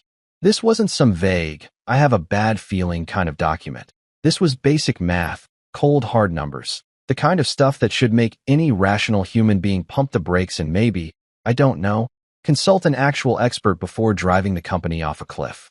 I dropped that report on the polished mahogany table with a satisfying thud, the kind of sound that says, pay attention, this matters. Gerald barely glanced at it. He picked it up like it was a takeout menu he didn't order, flipped through maybe 3 pages with the attention span of a goldfish on Red Bull. And then, I kid you not, he laughed. Not a polite chuckle, not a nervous, interesting laugh, but a full-blown, condescending, oh you poor paranoid little man, laugh that echoed off the walls and made everyone else in the room shift uncomfortably in their ergonomic chairs. Adrian, he said, still grinning like he'd just heard the world's funniest knock-knock joke. This is paranoia. Pure, unfiltered paranoia. We're building a rocket ship here, buddy, and you're over here worried about seat belts and fire extinguishers. He tossed my report in the trash can next to his chair, the same trash can where someone had thrown away a banana peel and a crumpled napkin, and let it sit there like it was no different from yesterday's lunch garbage. We don't need anchors, Adrian. We need visionaries. We need people who can see the future, not people who are stuck in spreadsheets and worst-case scenarios. I nodded slowly, keeping my face perfectly neutral, adjusted my tie, and thought to myself with the kind of calm clarity that only comes when you know you're about to watch someone learn a very expensive lesson. Perfect. Let's see how your rocket flies without the engine, Gerald. Let's see how far you get when the guy who built the entire navigation system, fuel management protocol, and emergency landing sequence isn't around to keep your shiny little spacecraft from exploding on the launch pad. Security showed up about 3 minutes later, 2 guys in matching blazers who looked like they'd rather be literally anywhere else, flanking me on each side like I was some kind of corporate criminal being perp-walked out of a crime scene. They didn't say much, just the usual, we need you to come with us routine, and I didn't resist because honestly, what was the point? I'd already seen this coming from a mile away. As they escorted me down the hallway past the open plan office where my former colleagues suddenly became very interested in their computer screens, I waved at the receptionist, gave her my best casual Friday smile, the kind that says, hey, no hard feelings, just another Tuesday. And she looked at me like I'd just told her the building was on fire. I walked out those glass doors, felt the cool autumn air hit my face, and made myself a promise right then and there, standing on the sidewalk, while some junior analyst nervously avoided eye contact as he scurried past me. Tomorrow was going to be very, very fun. Not fun in the let's grab drinks and laugh about old times kind of way, but fun in the let's watch a self-important CEO realize he just fired the only person who knew where all the bodies were buried kind of way. Gerald wanted a rocket ship? Fine. He was about to learn that rocket ships don't fly without engineers, and engines don't run without the people who built them. I got into my car, turned on some jazz because I'm classy like that, and drove home with the windows down, letting the wind mess up my hair, because honestly, who cared anymore? I wasn't an employee. I wasn't bound by non-competes or corporate politeness or the need to pretend Gerald's ideas made sense. I was free, and freedom, as it turns out, tastes a lot like revenge served cold with a side of I told you so. My phone was already buzzing with texts from colleagues, some sympathetic, some confused, some probably just nosy, but I ignored them all. There'd be time for explanations later, time for the whole story to come out, time for everyone to realize what had actually just happened in that boardroom. For now, I just drove, smiled to myself, and started mentally preparing for phase 2 of a plan I'd put in place years ago, back when I first realized that Gerald Kale was the kind of man who'd rather look visionary than be competent. Some people learn from their mistakes. Some people learn from other people's mistakes. And then there's Gerald, who apparently needed to learn from a full-scale corporate meltdown orchestrated by the son-in-law, he just threw away like trash. Tomorrow morning, the real fun would begin, and I couldn't wait to watch it unfold from the comfort of my living room, probably in pajamas, definitely with good tea, absolutely with the kind of satisfaction that only comes from being right when everyone else thought you were crazy. They call me an anchor. Fair enough. But anchors don't just hold things down. They also keep ships from drifting into rocks and sinking to the bottom of the ocean. Gerald was about to find out which one his company was heading for, and spoiler alert, it wasn't going to be a smooth journey. That night, after the world's most awkward car ride home where I listened to smooth jazz and contemplated the beautiful chaos I was about to unleash, I walked into my house and did what any recently unemployed tech genius would do. I brewed my favorite Darjeeling silver leaf tea, the good kind that costs more per ounce than most people's lunch, not the sad office kitchen tea bag flavor of despair that tastes like disappointment and broken dreams steeped in lukewarm water.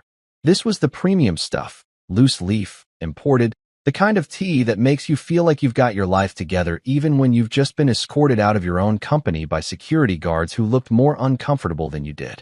My wife, Melissa, was sitting on the couch in our absurdly expensive living room that her father had helped us invest in, which was code for, "I bought you this house, so you'd feel obligated to worship me forever." She was doing that thing where she pretended to be absorbed in her phone, but was actually avoiding eye contact like I had suddenly developed a contagious disease. Her thumb scrolled through Pinterest with the kind of aggressive focus that only comes when you're trying very hard not to talk about the elephant in the room, or in this case, the fired husband making tea in the kitchen. I could see her screen from where I stood. Vision boards, manifesting abundance, 10 ways to stay positive when life gets hard, and my personal favorite, how to support your spouse during career transitions, which she clearly wasn't reading because supporting me would require acknowledging my existence. Her dad was her hero, the man who gave me a job 17 years ago when I was fresh out of grad school with more student debt than common sense, and apparently, he'd also given himself permission to humiliate me whenever he felt like it. In Melissa's world, Gerald could do no wrong. He was the successful CEO, the self-made billionaire, the guy who turned a regional energy company into a national powerhouse, and I was just the tech guy, the behind-the-scenes person, the one who made sure the lights stayed on while Gerald took all the credit and the magazine covers.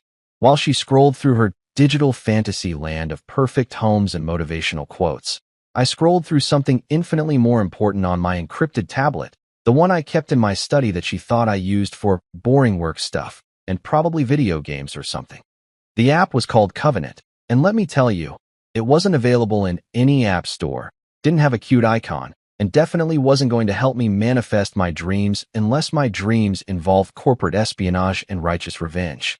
See, here's the thing that Gerald and his merry band of business school graduates never bothered to understand. Atlas wasn't just software. It wasn't just some program you install, update once a year, and forget about until it crashes during a crucial presentation. Atlas was a living, breathing organism, wired into every single department of Cobcale Energy like a nervous system, connecting everything from payroll to procurement, from compliance to contracts, from the CEO's calendar to the janitor's supply orders. It saw everything, knew everything, and remembered everything.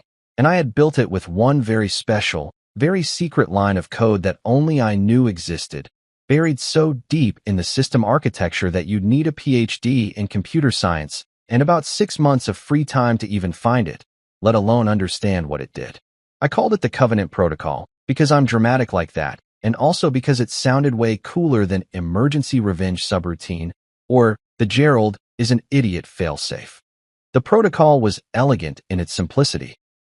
If the system detected my termination without a proper 2/3 board vote, not just Gerald throwing a tantrum and calling security, but an actual legitimate vote following proper corporate governance procedures, Atlas would interpret my firing as an act of corporate treason, a hostile takeover, a cyber attack from within.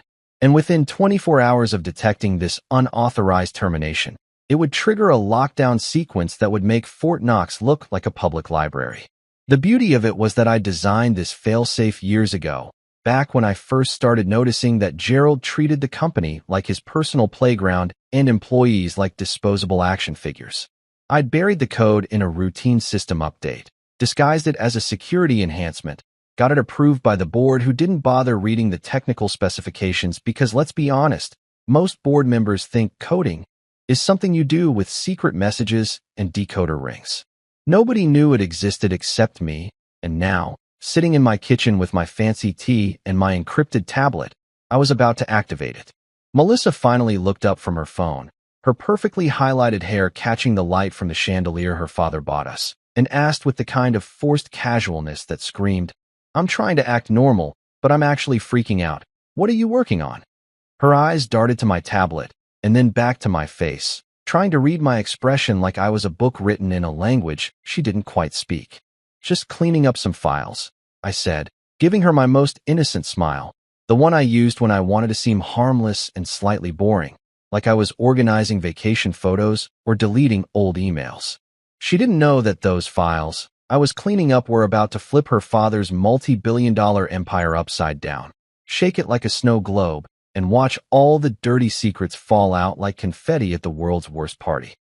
She didn't know that in approximately 18 hours, her father was going to have the worst day of his professional life, and it was going to be entirely his own fault for throwing away the one person who actually understood how his company worked. I took another sip of my tea, savoring the delicate flavor, the subtle notes of muscatel and honey, and pulled up the Covenant interface on my tablet. The screen glowed softly in the dimming light of our kitchen, lines of code scrolling past like poetry, like a beautiful symphony of ones and zeros that were about to conduct the most spectacular corporate takedown this industry had ever seen. I'd tested this protocol 100 times in isolated environments, run every simulation, checked every possible outcome, and I knew exactly what would happen when I pressed that execute button. Atlas would lock down. Every high-level administrative account would be frozen. Every financial transaction would halt mid-process. Every contract would require my personal authorization to proceed. The company would effectively be paralyzed, unable to pay vendors, unable to process payroll, unable to do anything except sit there and realize that maybe, just maybe, firing your lead systems architect without a proper termination process was a spectacularly bad idea. Melissa went back to her phone, apparently satisfied with my boring explanation, and I went back to my tablet, reading through the protocol one more time, not because I needed to check it, but because I wanted to savor this moment, this calm before the storm, this last peaceful evening before I turned Gerald's world into a living nightmare of frozen accounts and panicked phone calls. The Covenant protocol wasn't about revenge, not really, though I'd be lying if I said that wasn't a delicious side benefit. It was about accountability.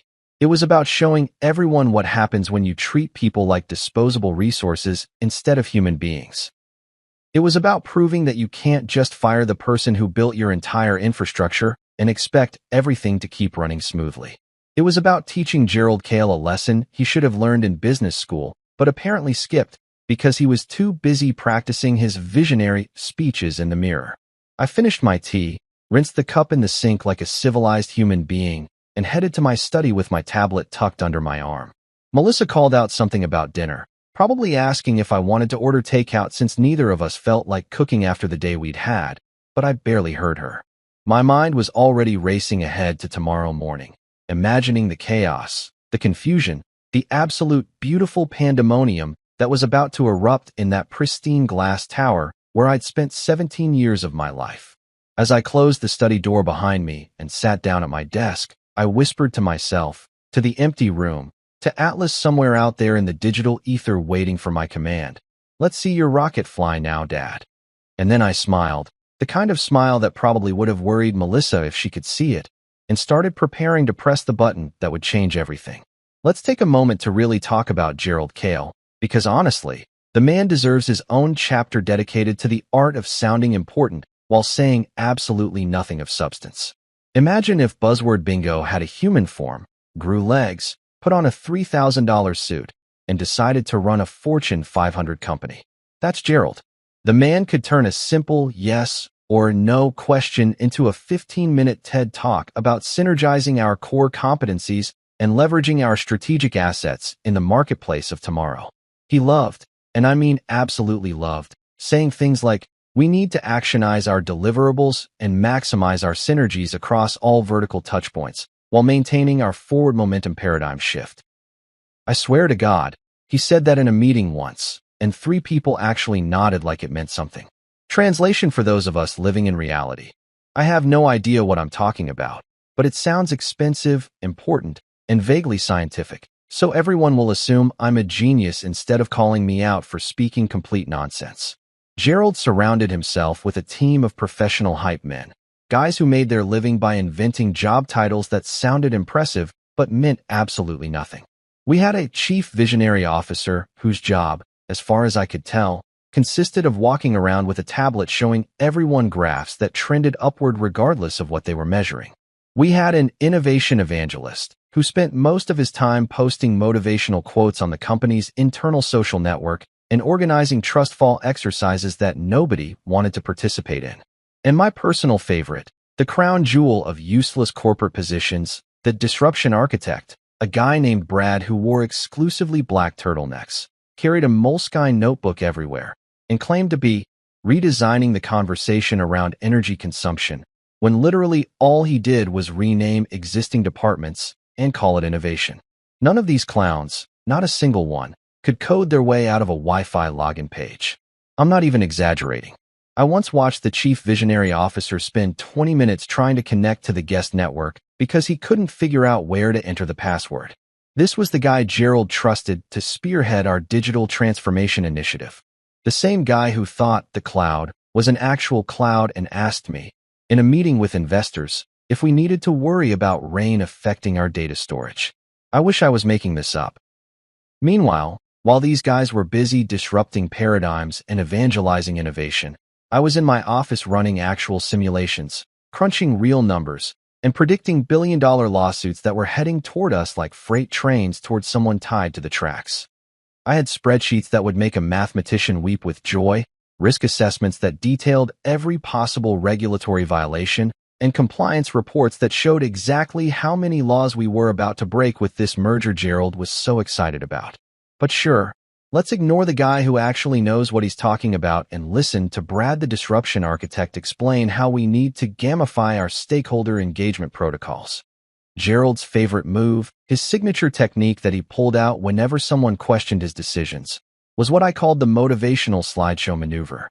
He'd fire up PowerPoint, and I swear this presentation was always ready to go like he kept it bookmarked for emergencies, and he'd show us slide after slide of stock photos. Rockets launching into space. Mountains with people standing on top, raising their arms victoriously. Bridges connecting impossible distances. Oceans with sailboats cutting through waves. And every single slide had some inspirational quote in a font that was way too large. Things like, "The only limit is the one you set yourself," or "Dream bigger than your fears," or my absolute favorite, "Winners don't wait for permission to be great." And people ate it up. They actually sat there, grown adults with college degrees and mortgages, nodding along like Gerald had just revealed the secrets of the universe instead of showing them the corporate equivalent of a Pinterest board. Meanwhile, I'd be sitting in the back of the room calculating exactly how much money we were about to lose and wondering if anyone else in this conference room understood that rockets need fuel, engineering, and actual physics to fly, not just motivational quotes and good vibes. The thing that really got me, the part that made me want to scream into a pillow, was that Gerald genuinely believed he was a genius. He'd look at Atlas, this incredibly complex system that took me years to build, that required understanding machine learning, neural networks, database architecture, and about 17 different programming languages, and he'd say things like, "Yeah, Adrian built this, but really it was my vision that made it possible." His vision, like he'd done anything except sign the checks and take credit during press conferences. He'd introduce me at company events as our tech guy, like I was the person who fixed the printer when it jammed, not the person who built the entire digital infrastructure that kept this company from collapsing into legal chaos. And whenever something went wrong, whenever Atlas flagged a problem or I brought up a concern, Gerald would wave it off with some variation of, "That's just the risk of being disruptive," or "You can't make an omelet without breaking some eggs," which is great advice if you're making breakfast, but terrible advice if you're running a multi-billion-dollar corporation that's being investigated by 3 different regulatory agencies. But sure, Gerald, let's blame the guy who actually knew what a line of code looks like. Let's fire the person who spent 17 years making sure your rocket ship didn't explode on the launch pad. Let's toss his risk report in the trash and call him an anchor while you and your team of buzzword enthusiasts steer this company straight into an iceberg. That'll work out great. I'm sure Brad the disruption architect has a motivational quote ready for when the lawsuits start rolling in. By 9 o'clock in the morning, after I'd enjoyed a leisurely breakfast of scrambled eggs, toast with actual butter because I'm not some kind of animal who uses margarine, and a fresh pot of my favorite coffee, my phone started vibrating like a blender on high speed, like it was having some kind of electronic seizure, like every person who'd ever had my number suddenly remembered I existed and decided right now was the perfect time to reach out. The notifications were coming in so fast that my phone was practically doing a little dance across the kitchen counter, buzzing and dinging and lighting up with such enthusiasm that I half expected it to achieve sentience and start begging me to make it stop. My insider at IT, Leo Tran, a guy I'd mentored for years and who still had the good sense to stay loyal to the person who'd actually taught him useful skills rather than the CEO, who couldn't tell the difference between RAM and a random access memory joke, texted me at exactly 9:03 in the morning with a message that was somehow both panicked and delighted. Atlas rejecting all logins. Payments frozen. CFO just fainted. The message was followed by 3 skull emojis and 1 rocket emoji, which I appreciated because Leo understood both the gravity of the situation and the beautiful irony of Gerald's precious rocket ship metaphor coming back to haunt him in the most literal way possible. I could picture the scene perfectly, having spent enough time in that office to know exactly how this kind of chaos would unfold. The IT department, usually a quiet corner of the building where people spoke in hushed tones about server maintenance and software updates, would be in complete pandemonium right now. Every phone ringing off the hook, every desk surrounded by confused executives demanding to know why they couldn't access their accounts, why their passwords weren't working, why the system kept telling them authorization required. Contact System Administrator, which was hilarious because I was the system administrator and I was currently eating toast in my pajamas. By 9:15, just 12 minutes into this beautiful disaster, trading was halted on the New York Stock Exchange. Cobecale Energy's stock, which had been doing reasonably well despite Gerald's best efforts to run the company into the ground through sheer incompetence and buzzword addiction, suddenly froze mid-trading session. The automatic circuit breakers kicked in when the system detected unusual activity, which is stock market speak for something is very wrong and we need everyone to stop touching things until we figure out what's happening. I imagine traders staring at their screens in confusion, frantically calling their contacts at the company, getting nothing but busy signals and panicked receptionists who had no idea what to tell them. By 9:30, and this is where it got really good, where the schadenfreude reached levels that probably aren't healthy for normal human beings, but felt absolutely perfect to me. Melissa's father was on live television doing damage control. I switched on CNBC, that financial news channel that normal people ignore, but which becomes incredibly entertaining when your father-in-law is melting down on national television. And there he was, Gerald Kale, in all his expensive suited glory, standing outside the company headquarters with a microphone in his face, and that particular expression people get when they're trying very hard to look calm while internally screaming. He was trying, bless his delusional heart, to assure investors that everything was under control, that this was just a minor technical glitch, that the company's robust systems and dedicated IT team were working to resolve the issue, and that there was absolutely no cause for concern. His eye was twitching slightly, that little tell that I'd learned to recognize over the years of watching him lie his way through board meetings and investor calls, the tiny muscle spasm that said, I am absolutely panicking, but I'm going to smile through it, because that's what CEOs do. The reporter kept asking increasingly pointed questions about cybersecurity and whether this was a hack, and Gerald kept deflecting with corporate non-answers that meant absolutely nothing. Meanwhile, I was in my living room wearing the most comfortable pajamas I owned, the ones with little cartoons on them that Melissa had bought me as a joke gift, but which had turned out to be legitimately amazing, eating pancakes that I'd made from scratch, because apparently unemployment gave me time to actually cook proper breakfast instead of grabbing a granola bar on my way out the door. I was watching the chaos unfold like it was the season finale of my favorite show, except better because I'd written the script and directed every scene and knew exactly how it was going to end.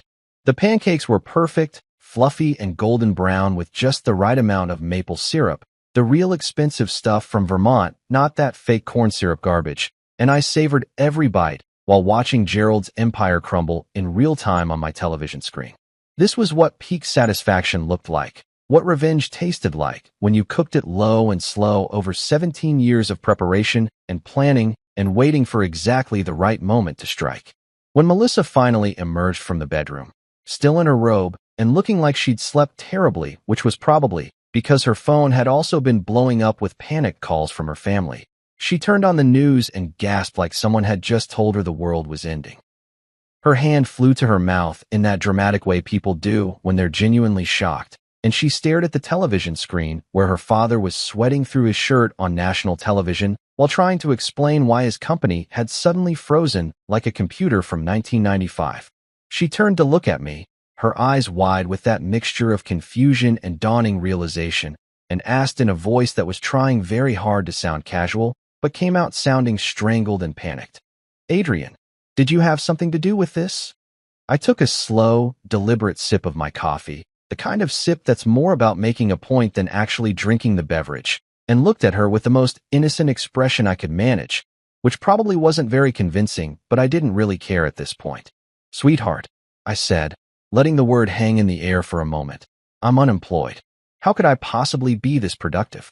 Then I turned back to the television and took another bite of my pancakes while her father's stock price plummeted in the little ticker at the bottom of the screen. At 11:43 in the morning, right when I was considering whether to make myself a second pot of coffee or switch to tea, because I'm civilized like that and understand the importance of beverage variety throughout the day, my phone rang with a number I recognized immediately.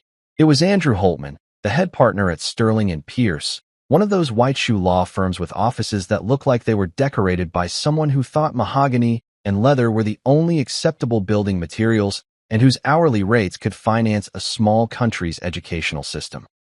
Andrew was the guy who managed the Koeb family trust, the same trust that held the controlling shares of the company, the same trust that Gerald thought he controlled but actually didn't because his father had been way smarter than his son and had built in some very interesting safeguards that apparently nobody had bothered to read in detail. I let the phone ring twice before answering, not because I was playing hard to get, but because I was genuinely trying to decide if I wanted to have this conversation while sitting down or standing up, whether I should sound concerned or amused, whether I should pretend I had no idea what was happening or just skip straight to the part where I explained exactly how Gerald had screwed himself. I went with sitting down at my kitchen table with my coffee, because comfort is important even during moments of corporate warfare, and answered with a casual hello. "Andrew." That probably sounded way too relaxed for someone whose former company was currently having a very public meltdown. "Adrian," he said, and his voice had that particular quality that lawyers get when they're trying very hard to sound professional and calm, but are actually internally freaking out, like he'd just discovered that the Titanic was sinking and he was the guy responsible for explaining it to the passengers. "What's happening? The entire board is calling me. Gerald is calling me. Investors are calling me, and nobody can access anything. The system is completely locked down, and every attempt to override it is being rejected. We have payments that need to go out, contracts that need to be signed, and Atlas is treating every single login attempt like it's a cyber attack." I took a sip of my coffee, let him stew in that panic for just a moment longer than was probably polite, and then said with the kind of calm that only comes when you've planned something down to the last detail and watched it unfold exactly as you predicted, "Check Section 4B of the Founder's documents."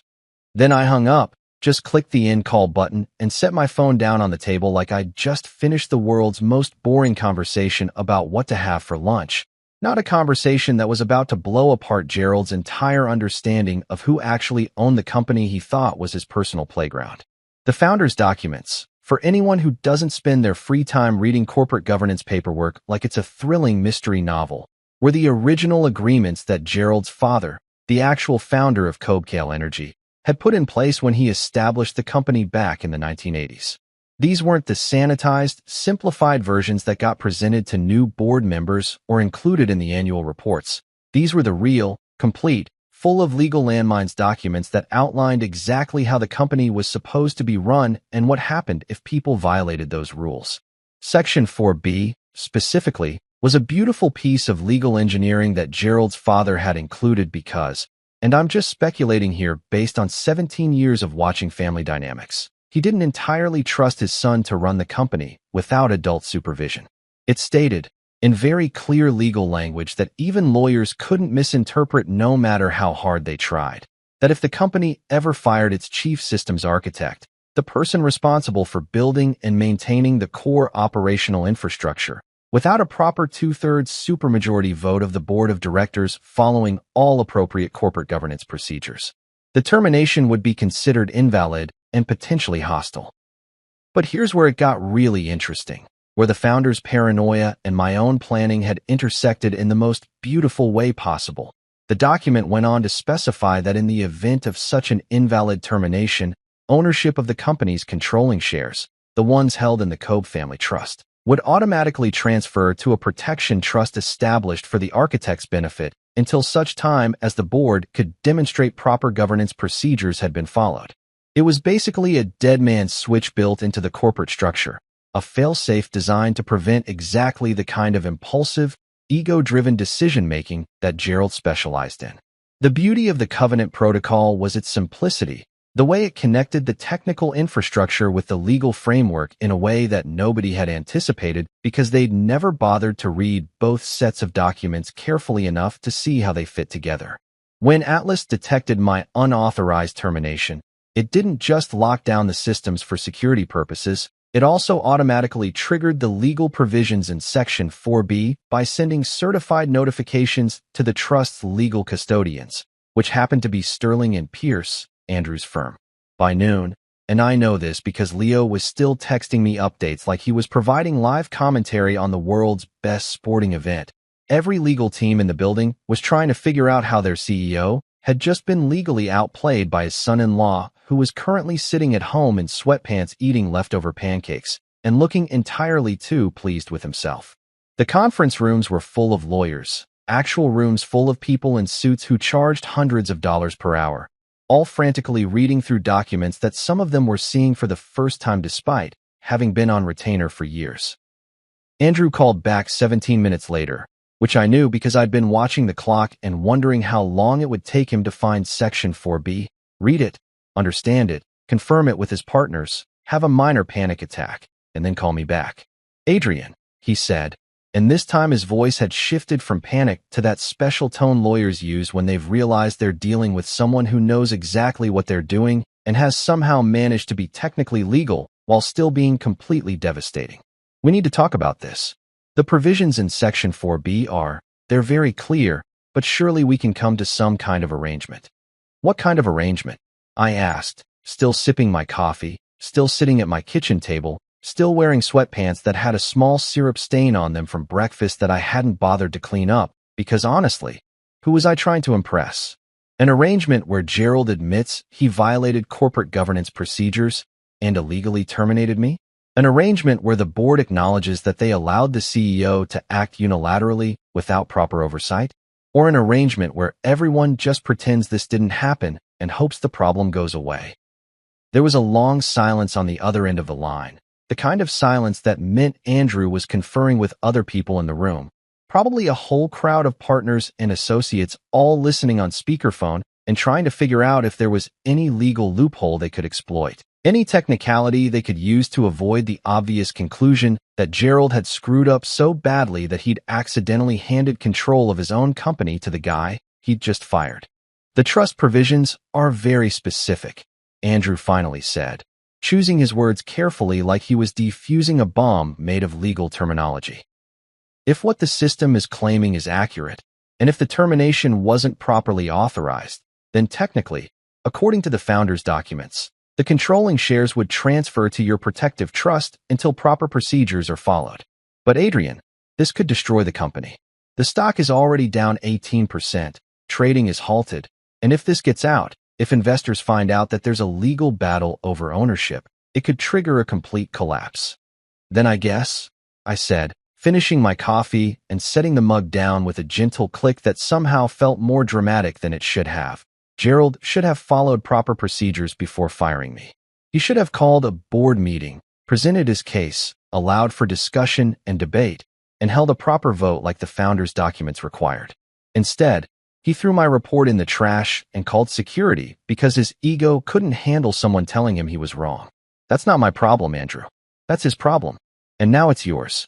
I could hear muffled arguing in the background, multiple voices trying to figure out what to do, how to handle this, whether they should try to negotiate or lawyer their way out of it, or just accept that sometimes people create consequences for themselves that no amount of expensive legal representation can fix. What do you want? Andrew finally asked, and I could hear the exhaustion in his voice, the sound of a man who'd just realized his entire day, week, possibly month was going to be consumed by this disaster. What do I want? I repeated, pretending to think about it, even though I'd known exactly what I wanted since the moment Gerald threw my report away. I want proper corporate governance. I want a board that actually reads the documents they're supposed to be overseeing. I want a CEO who understands that you can't just fire people because they hurt your feelings. And I want Gerald to understand that rocket ships don't fly on buzzwords and motivational speeches. They fly on engineering and people who actually know what they're doing. I hung up before he could respond, because sometimes the best way to end a conversation is to not let the other person have the last word, and also because I needed to use the bathroom, and this seemed like a natural stopping point. As I walked away from my kitchen table, leaving my phone buzzing with incoming calls that I had no intention of answering, I smiled to myself and thought about how Gerald's father, a man I'd only met a few times before he passed away, had somehow known that his son would need protection from himself, had built in safeguards that would outlive him and activate at exactly the right moment to save the company from Gerald's worst impulses. The old man had been smarter than anyone gave him credit for, and right now, from W. At 3 o'clock in the afternoon, right W ass off. At 3 o'clock in the afternoon, right when I was settling into my couch with a book I'd been meaning to read for about 6 months, one of those thick literary novels that people buy to look smart but never actually finish because life gets in the way, my doorbell rang with the kind of aggressive, repeated pressing that suggested whoever was on the other side had completely abandoned the concept of patience and was operating on pure adrenaline and rage. I knew exactly who it was before I even got up from the couch, before I marked my page and set the book down, before I walked across my living room floor in my socks, because I'd kicked off my shoes earlier and saw no reason to put them back on for this particular visitor. Gerald stood there on my front porch, drenched from the rain that had started about an hour ago, one of those sudden autumn downpours that comes out of nowhere and makes everyone regret not checking the weather forecast. His $8,000 suit, the one he'd probably had custom-made in Italy by some tailor whose waiting list was longer than most people's mortgage terms, was clinging to him like plastic wrap, soaked through and probably ruined beyond repair, which gave me a small spark of joy that I'm not particularly proud of, but also not ashamed enough to feel bad about. His hair, usually perfectly styled with whatever expensive product made it look like he'd just stepped out of a boardroom photo shoot, was plastered to his forehead in sad, wet strands that made him look less like a powerful CEO and more like a drowned cat who'd had a very bad day. He didn't wait for me to invite him in, didn't bother with pleasantries or social niceties, or any of the normal conventions of human interaction.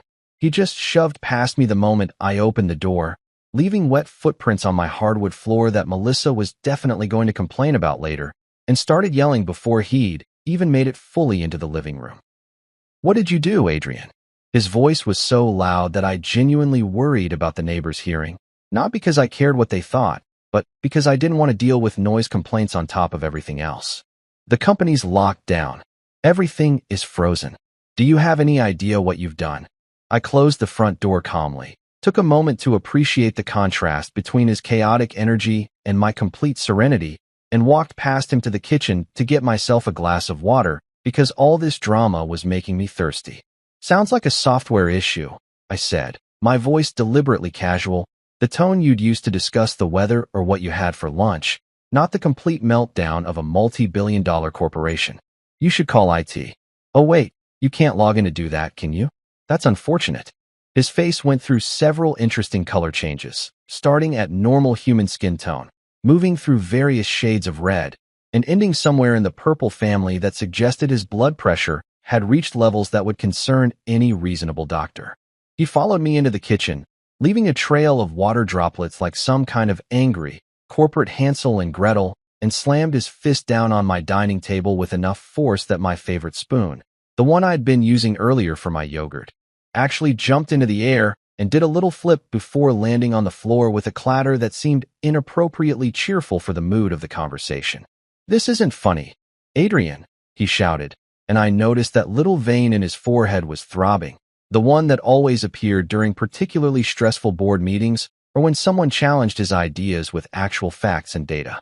"The stock is in free fall. We have billions of dollars in transactions that can't process. Payroll is frozen. Do you understand what that means? People won't get paid. Vendors won't get paid. We have contracts that are going to default because we can't access the system to execute them."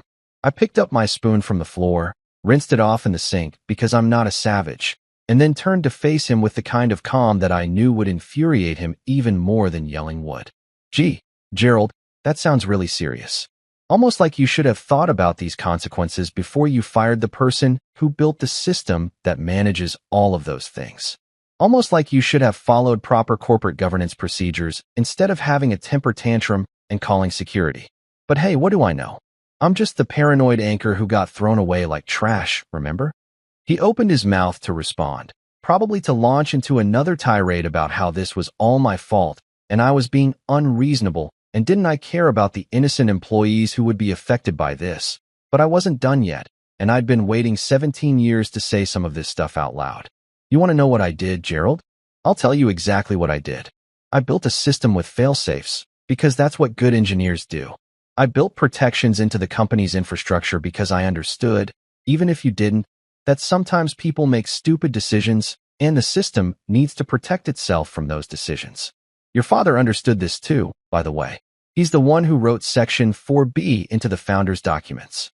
I walked over to where my laptop was sitting on the dining room table, opened it up, and pulled up the document that I'd bookmarked weeks ago, knowing this moment would eventually come.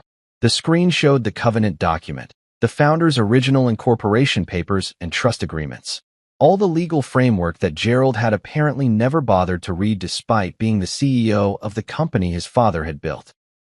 "This right here," I said, turning the laptop so he could see it. "This is what your father signed 37 years ago when he founded the company. See that signature? That's his. See that date? That's 1988, before you even joined the company, back when your father still had hopes that maybe you'd turn out to be someone who actually understood business instead of just being good at looking important in photographs." Gerald's face, which I didn't think could get any more colorful, somehow managed to find a new shade that existed somewhere between purple and what I can only describe as expired shrimp. He leaned over the laptop, his wet hair dripping onto my keyboard, which was extremely annoying, but I let it slide because this moment was too good to interrupt with complaints about water damage and read the section I'd highlighted for him. I watched his eyes move across the screen, watched the exact moment when the words penetrated his skull and he understood what had happened, what his father had done, what I had activated. "This is fraud," he shouted, backing away from the laptop like it had personally insulted him, his voice cracking slightly, which would have been sad if he wasn't such an insufferable human being. "This is manipulation. This is some kind of technicality that doesn't count. You can't just take over a company because of some obscure clause in a document nobody's looked at in decades." "No," I said, and my voice was still calm, but there was steel underneath it now, the kind of tone that made it clear I was done playing nice, done being polite, done pretending that any of this was anything other than exactly what it looked like. "This is backup planning. This is what happens when a smart man who built something from nothing understands that his son might not be capable of protecting that legacy. Your father believed in succession planning, in corporate governance, in having systems in place to prevent disasters. You believed in slogans and rocket ship metaphors and firing people who told you things you didn't want to hear." Gerald stood there, trembling now, not from the cold of his wet clothes, but from rage and shock and the dawning realization that he'd been completely, utterly, devastatingly outmaneuvered by the son-in-law he'd never taken seriously, the tech guy he thought was just there to keep the computers running while the real business happened elsewhere. His hands were clenched into fists at his sides, and for a moment I genuinely wondered if he was going to try to hit me, which would have been interesting because I'm pretty sure assault charges on top of everything else would have been the perfect cherry on top of this disaster sundae he'd created for himself. "You," he said, his voice low and shaking, pointing one finger at me like he was cursing me in some kind of corporate voodoo ritual. "You have destroyed everything. My company, my reputation, my family. Melissa will never forgive you for this. You've ruined your own marriage over some petty revenge scheme because your feelings got hurt." I laughed, actually laughed out loud, because the audacity of this man to play the victim after everything he'd done was so absurd it bordered on comedic genius. "My feelings got hurt. Gerald, you threw away a 50-page risk analysis like it was junk mail. You called me paranoid for doing my job. You fired me without following any proper procedures because your ego couldn't handle being wrong. And now you're standing in my house, dripping water all over my floor, yelling at me about revenge? This isn't revenge. This is consequences. There's a difference, and the fact that you can't tell them apart is exactly why your father wrote that clause in the first place." He left then, storming out of my house without another word, slamming the door so hard that a picture frame on the wall rattled and nearly fell off its hook. Through the window, I watched him stumble to his car, get in, sit there for a moment with his hands on the steering wheel, and I swear I could see his shoulders shaking like he was either crying or laughing or having some kind of breakdown that combined elements of both. Then he started the engine and drove away, leaving tire marks on my driveway that would probably never come out and would forever be a reminder of this perfect, terrible, absolutely justified day. I closed the door, locked it for good measure because who knew if he'd come back with reinforcements or lawyers or both, and walked back to my couch where my book was waiting patiently. As I picked it up and found my page again, I whispered to the empty room, to the silence that felt more peaceful than it had in years. "Good idea, Gerald. Bring lots of lawyers. You're going to need them." Then I smiled, settled back into the cushions, and continued reading my book like I hadn't just watched a man's entire world crumble in my living room while he dripped expensive rainwater all over my hardwood floors. 2 days later, after 72 hours of absolute chaos that I watched unfold from the comfort of my home, like it was the world's best reality TV show, I returned to the 48th floor of the Cobecale Energy Building, not as the fired employee who'd been escorted out by security guards who looked more uncomfortable than I did, not as the paranoid anchor who'd been thrown away like yesterday's garbage, but as the new majority shareholder with controlling interest in the company and the legal authority to do pretty much whatever I wanted within the bounds of corporate governance and common sense. The elevator ride up was surreal in the best possible way, that particular kind of surreal that comes when you're living through something you'd fantasized about, but never quite believed would actually happen. The same elevator I'd ridden thousands of times over 17 years, the same music playing overhead, the same slightly too bright LED lights that made everyone look vaguely jaundiced. But this time, everything felt different because I wasn't going up to beg for my job back or negotiate some kind of settlement. I was going up to take over, and the difference between those two scenarios was absolutely delicious. The guards who had literally, physically escorted me out of the building just days ago, one on each arm like I was some kind of corporate criminal being perp-walked to my execution, now stood at attention and held the glass doors open for me with the kind of respect that comes from suddenly realizing the person you manhandled is now technically your boss. They didn't say anything, probably had been explicitly instructed not to say anything by someone in HR who was desperately trying to avoid any additional lawsuits or embarrassing incidents. But their eyes told the whole story. Confusion, embarrassment, maybe a little fear about whether I was the kind of person who held grudges against security guards who were just doing their jobs. I nodded at them politely as I walked through, because I'm not a monster who punishes people for following orders, and made my way down the hallway toward the main conference room where the emergency board meeting had been called. My footsteps echoed on the polished marble floors, that same expensive flooring that Gerald had insisted on installing 5 years ago, because apparently regular floors weren't impressive enough for his vision of corporate greatness. And I took a moment to appreciate the irony that I was walking across his precious marble to take control of his precious company. The conference room doors were already open, and I could see them all sitting there around that massive table that probably cost more than most people's cars, looking like students waiting for the principal to arrive and deliver bad news about their test scores or behavior reports. Gerald sat at the far end of the table, as far away from the door as physically possible, pale and sweating despite the aggressive air conditioning that kept the room at a temperature somewhere between uncomfortably cold and commercial refrigerator. His suit was different from the one he'd ruined in the rain at my house, but he wore it with none of his usual confidence, slumped in his chair like someone had removed his spine and forgotten to put it back. The other board members, those titans of industry who'd rubber-stamped every one of Gerald's idiotic ideas for years without bothering to ask basic questions like, "Is this legal?" or "Does this make any sense?" were suddenly experts in sitting very still and avoiding eye contact. They nodded respectfully as I walked in, some of them actually standing up like I was royalty or the president or someone who deserved that level of deference, which I absolutely did after everything they'd put me through by enabling Gerald's incompetence. I took my seat at the head of the table, the spot where Gerald usually sat when he was running these meetings, and I'd be lying if I said it didn't feel incredibly good to watch him sit there at the opposite end, displaced, defeated, looking like a man who'd just realized that everything he thought he knew about his life was actually built on foundations he'd never bothered to inspect. I opened my laptop, the same one I'd shown him the founder's documents on just days ago, and pulled up Atlas, which now recognized me as the primary administrator again and displayed all its beautiful data across my screen in perfect, orderly rows. "Gentlemen," I said, and my voice was calm and professional and carried just enough authority to make it clear that we were doing things my way now. First order of business. We need to conduct a full forensic audit of every contract signed during Mr. Cale's tenure as CEO, particularly over the last 3 years when he decided that corporate governance was more of a suggestion than a requirement. We need to examine every major decision, every financial transaction, every vendor relationship, and every consulting agreement to ensure that everything was above board and in the company's best interests. I pressed a button on my laptop and Atlas sprang to life on the conference room's main display screen, that enormous monitor that took up most of the wall and usually showed PowerPoint presentations full of rocket ships and motivational quotes.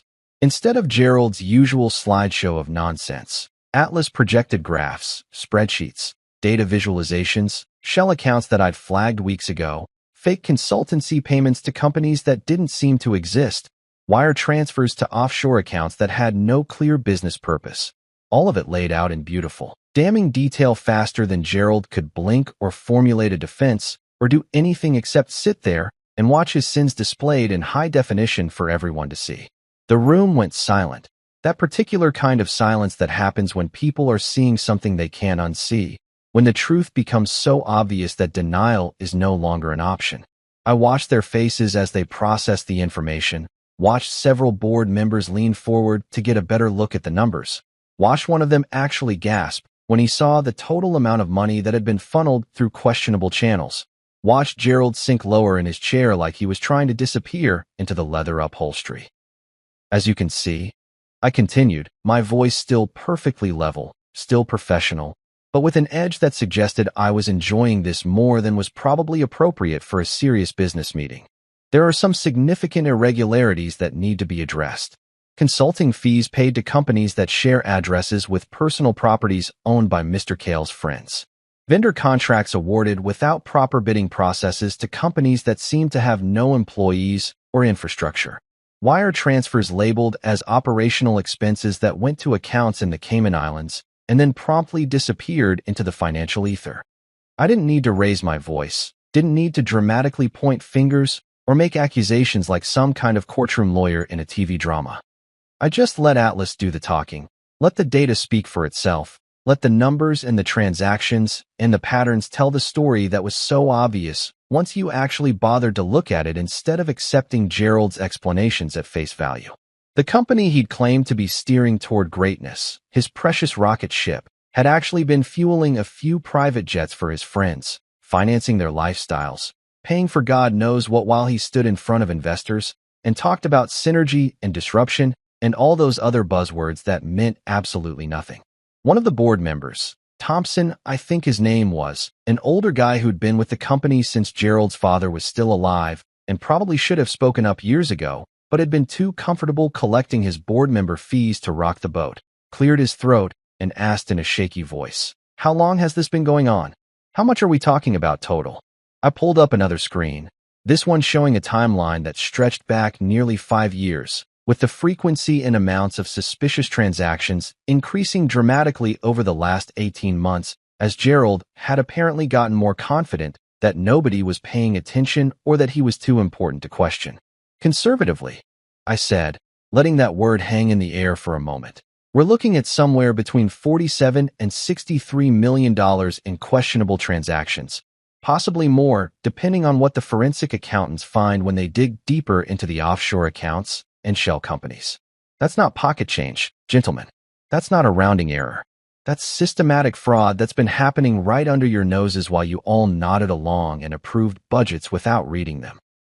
Gerald finally found his voice, though it came out strangled and desperate, nothing like his usual confident CEO tone that he used when he was bullshitting his way through investor calls.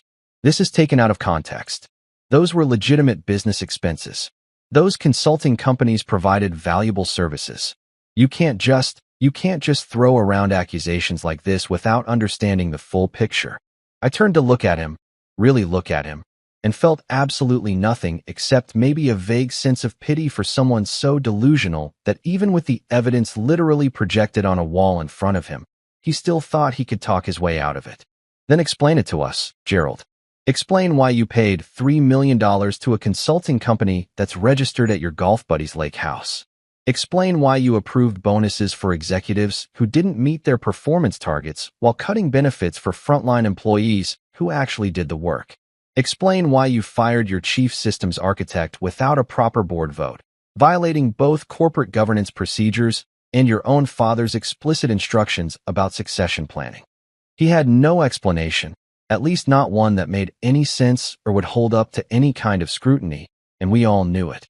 The board members were looking at each other now, having silent conversations with their eyes, the kind of nonverbal communication that happens when people are trying to figure out how to distance themselves from a disaster without looking like they'd been complicit in it, even though they absolutely had been through their negligence and their willingness to let Gerald do whatever he wanted as long as the stock price was going up. I closed my laptop with a gentle click that somehow felt more final than if I'd slammed it shut, and leaned back in my chair with the satisfaction of someone who'd just won a game they'd been playing for 17 years. I think we all know what needs to happen here. The question is whether we do it cleanly and professionally, or whether we drag this out and let the media and the prosecutors have a field day with all of this.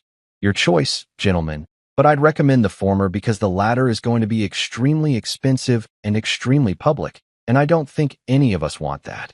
Within a week, and I'm talking about 7 calendar days that probably felt like 7 years to Gerald as he watched his empire crumble around him in slow motion, like a building being demolished floor by floor, the board voted him out for cause.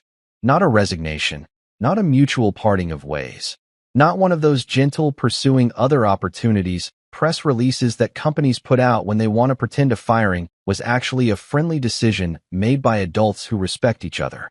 No, this was a full, official, documented in the corporate records termination for cause, complete with findings of financial impropriety, violation of fiduciary duty, breach of corporate governance procedures, and basically every other corporate law violation short of actual criminal charges. Though honestly those might be coming too, depending on what the forensic accountants found when they really dug into those offshore accounts.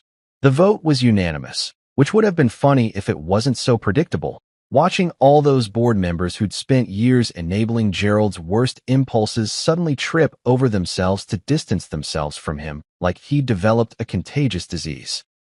They voted to remove him, voted to approve the forensic audit, voted to cooperate fully with any regulatory investigations, voted to implement new oversight procedures, voted on basically everything I suggested because they were terrified that if they didn't, they'd be next on the chopping block. And honestly, they weren't wrong to be scared because some of them absolutely deserved to lose their cushy board positions for their years of negligent rubber stamping.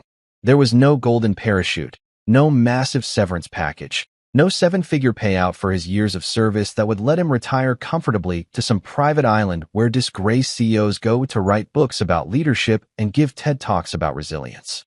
The founder's documents and the corporate bylaws were very clear about what happened when a CEO was terminated for cause. They got exactly what their employment contracts specified for misconduct, which in Gerald's case was basically nothing except whatever he'd already earned up to the termination date. And even that was being held pending the results of the investigation because there was a very real possibility he'd have to pay some of it back if they found evidence of actual theft rather than just spectacularly bad judgment. There was no handshake, no farewell party, no gathering of employees to thank him for his years of service and wish him well in his future endeavors. Just a slow, painful, utterly humiliating walk to the elevator on a Thursday afternoon while the company he once ruled, the kingdom he thought he'd inherited by divine right just for being his father's son, moved on without him like he'd never existed.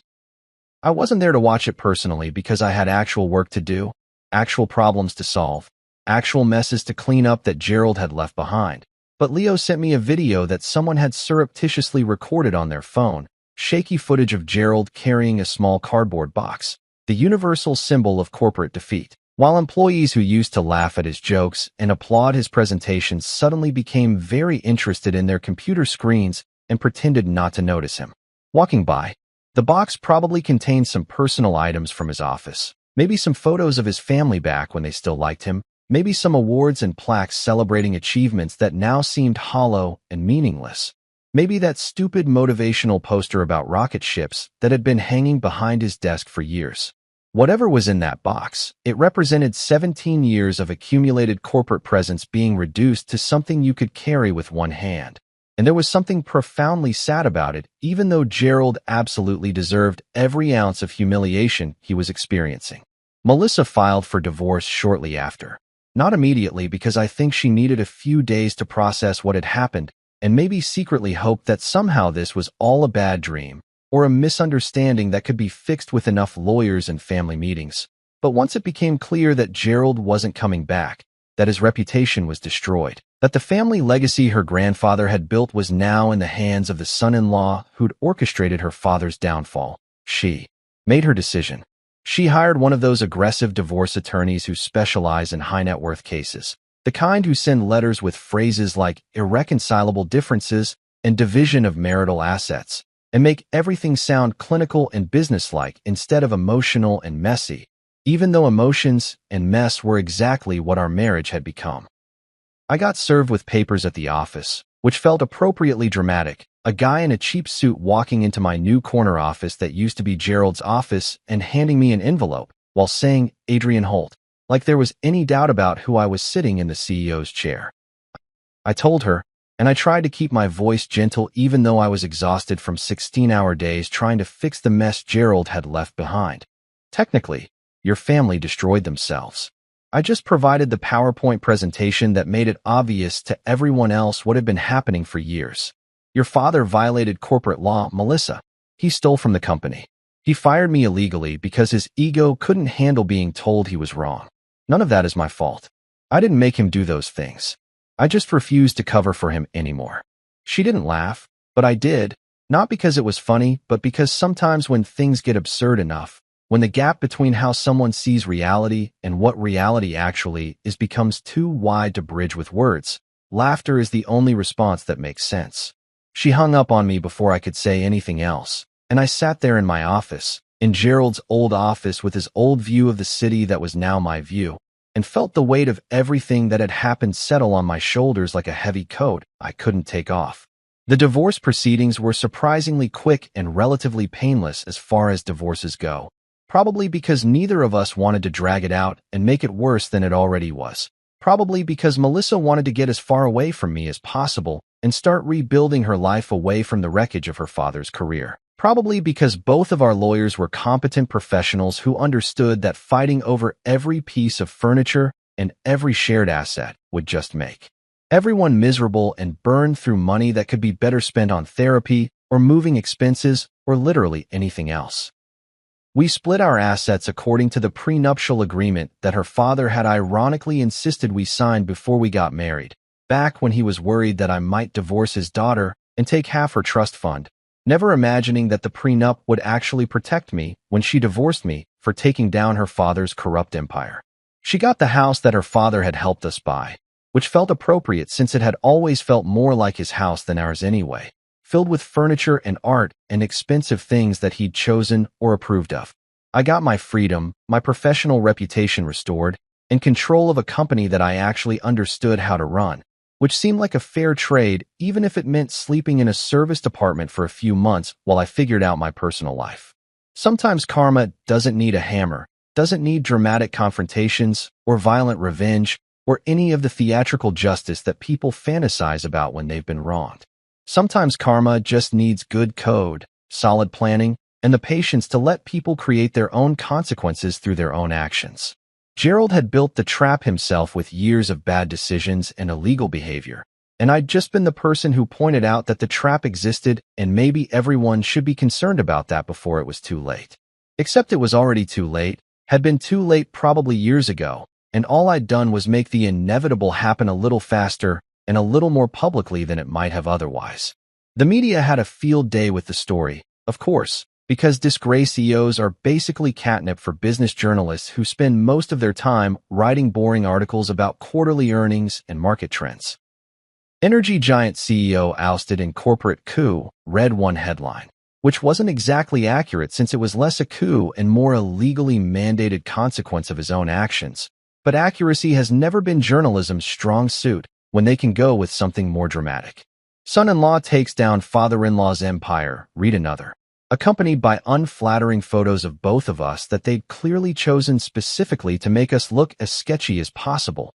Gerald looking red-faced and angry in some shareholder meeting. Me looking too serious and vaguely sinister in my employee ID photo. There were think pieces about corporate governance, about the dangers of family businesses and nepotism, about the importance of checks and balances and independent boards, about everything except the simple truth that Gerald had been a mediocre executive who'd inherited a company his father built and had slowly destroyed it through a combination of ego, incompetence, and outright theft. But the media loved the David versus Goliath narrative, loved the idea of the overlooked tech genius bringing down the powerful CEO, loved the irony of the son-in-law using the father-in-law's own father's legal documents to take control. So I let them tell whatever story they wanted because the truth was documented in court filings and corporate records for anyone who actually cared to look. Within 3 weeks of Gerald's departure, the company's stock had stabilized and actually started recovering as investors realized that the leadership change might actually be good for business, that having someone who understood how the company actually worked might be preferable to having someone who just looked good in suits and gave inspiring speeches. Atlas was running smoothly again. All the frozen transactions had been processed, payroll had gone through without a hitch, vendors had been paid, and the existential crisis that had gripped the company for those chaotic few days had passed like a fever breaking. I spent my evenings alone in my temporary apartment, eating takeout and reading through years of corporate documents that Gerald had never bothered to understand, finding more problems that needed fixing, more decisions that needed reversing, more messes that needed cleaning up. It wasn't glamorous work, wasn't the exciting revenge fantasy that people probably imagined. It was just the slow, tedious process of rebuilding systems and restoring trust and making sure that the company Gerald's father had founded would survive Gerald's attempt to destroy it through negligence and greed. My first day as CEO, officially as CEO with business cards and an email signature that said Chief Executive Officer, instead of lead systems architect, felt poetic in a way that I hadn't quite anticipated when I was planning all of this from my study at 2 in the morning with my encrypted tablet and my fancy tea. It was one of those crystalline autumn mornings where the air feels sharp and clean, where the sunlight hits the buildings at just the right angle to make the whole city look like it's been dipped in gold, where everything feels possible and new even though most of what I was doing was actually very old. Just returning things to the way they should have been all along before Gerald spent years screwing them up. I arrived early, before most of the employees, before the morning rush of people flooding into the lobby with their coffee cups and their Monday morning expressions, before the elevators filled up with small talk and awkward silences. I wanted to experience this moment alone, wanted to walk through the building without an audience, wanted to feel what it was like to be the person responsible for all of this, for the thousands of employees whose paychecks depended on my decisions, For the shareholders who were cautiously optimistic that maybe this disaster could be turned into something resembling success. For the legacy of Gerald's father who'd built something meaningful and deserved better than watching his son run it into the ground. The same office, Gerald's old corner office that was now my corner office, felt different somehow, even though nothing had physically changed except the name played outside the door and the fact that I'd had them remove all of Gerald's motivational posters and replace them with exactly nothing because blank walls felt more honest than fake inspiration. The same massive desk made of some endangered wood that probably shouldn't have been made into furniture. The same ergonomic chair that cost more than most people's monthly rent. The same view of the skyline that stretched out for miles in every direction. Tall buildings and cranes and construction sites, and the endless busy chaos of a city that never stopped moving or building or destroying and rebuilding itself. But this time, sitting in that chair, looking at that view, I wasn't the fired employee being escorted out by security guards who couldn't make eye contact. I wasn't the paranoid anchor whose reports got thrown in the trash like junk mail. I wasn't the son-in-law who was tolerated because he was married to the boss's daughter and was good with computers, but wasn't really important to the actual business of business. I was the CEO, the person at the top of the organizational chart, the one whose decisions would ripple down through every department and affect every person who worked here. And nobody, absolutely nobody, dared call me an anchor anymore because they'd all seen what happened to the last person who'd underestimated me. Only this time, I wasn't there to prove a point or settle a score or show everyone how smart I was. I was there to actually do the job, to fix the problems, to build something that would last beyond my ego or Gerald's ego or anyone else's ego. The revenge part was over, had been satisfying while it lasted, but was ultimately just the opening act. Now came the hard part, the part that didn't make for good dramatic stories or sensational headlines, the part where I had to actually prove that I wasn't just good at tearing things down, but could also build them back up. One of my first official acts as CEO, and I'd been planning this particular move since before I even activated the Covenant Protocol, because symbolism matters even in business, was to rename the main conference room. The one where Gerald had thrown away my report, where he'd called me paranoid, where the board had enabled his worst impulses for years, where I'd eventually returned to show them all the evidence of his fraud. That room needed a new identity, needed to represent what the company should be rather than what it had become under Gerald's leadership. I renamed it the Founder's Room, a tribute to Gerald's father who'd understood that businesses need integrity more than they need charisma, who'd built protections into his corporate documents because he knew that good intentions weren't enough without good systems to enforce them, who'd trusted me enough to include provisions that would eventually save the company from his own son's incompetence. I installed a bronze plaque outside the door, commissioned from a local artist who specialized in this kind of thing, engraved with words that I'd spent an embarrassing amount of time perfecting because I wanted them to mean something real rather than just being another corporate platitude that people would read once and then ignore forever. The plaque read, "Integrity is the only fuel that keeps a rocket in orbit."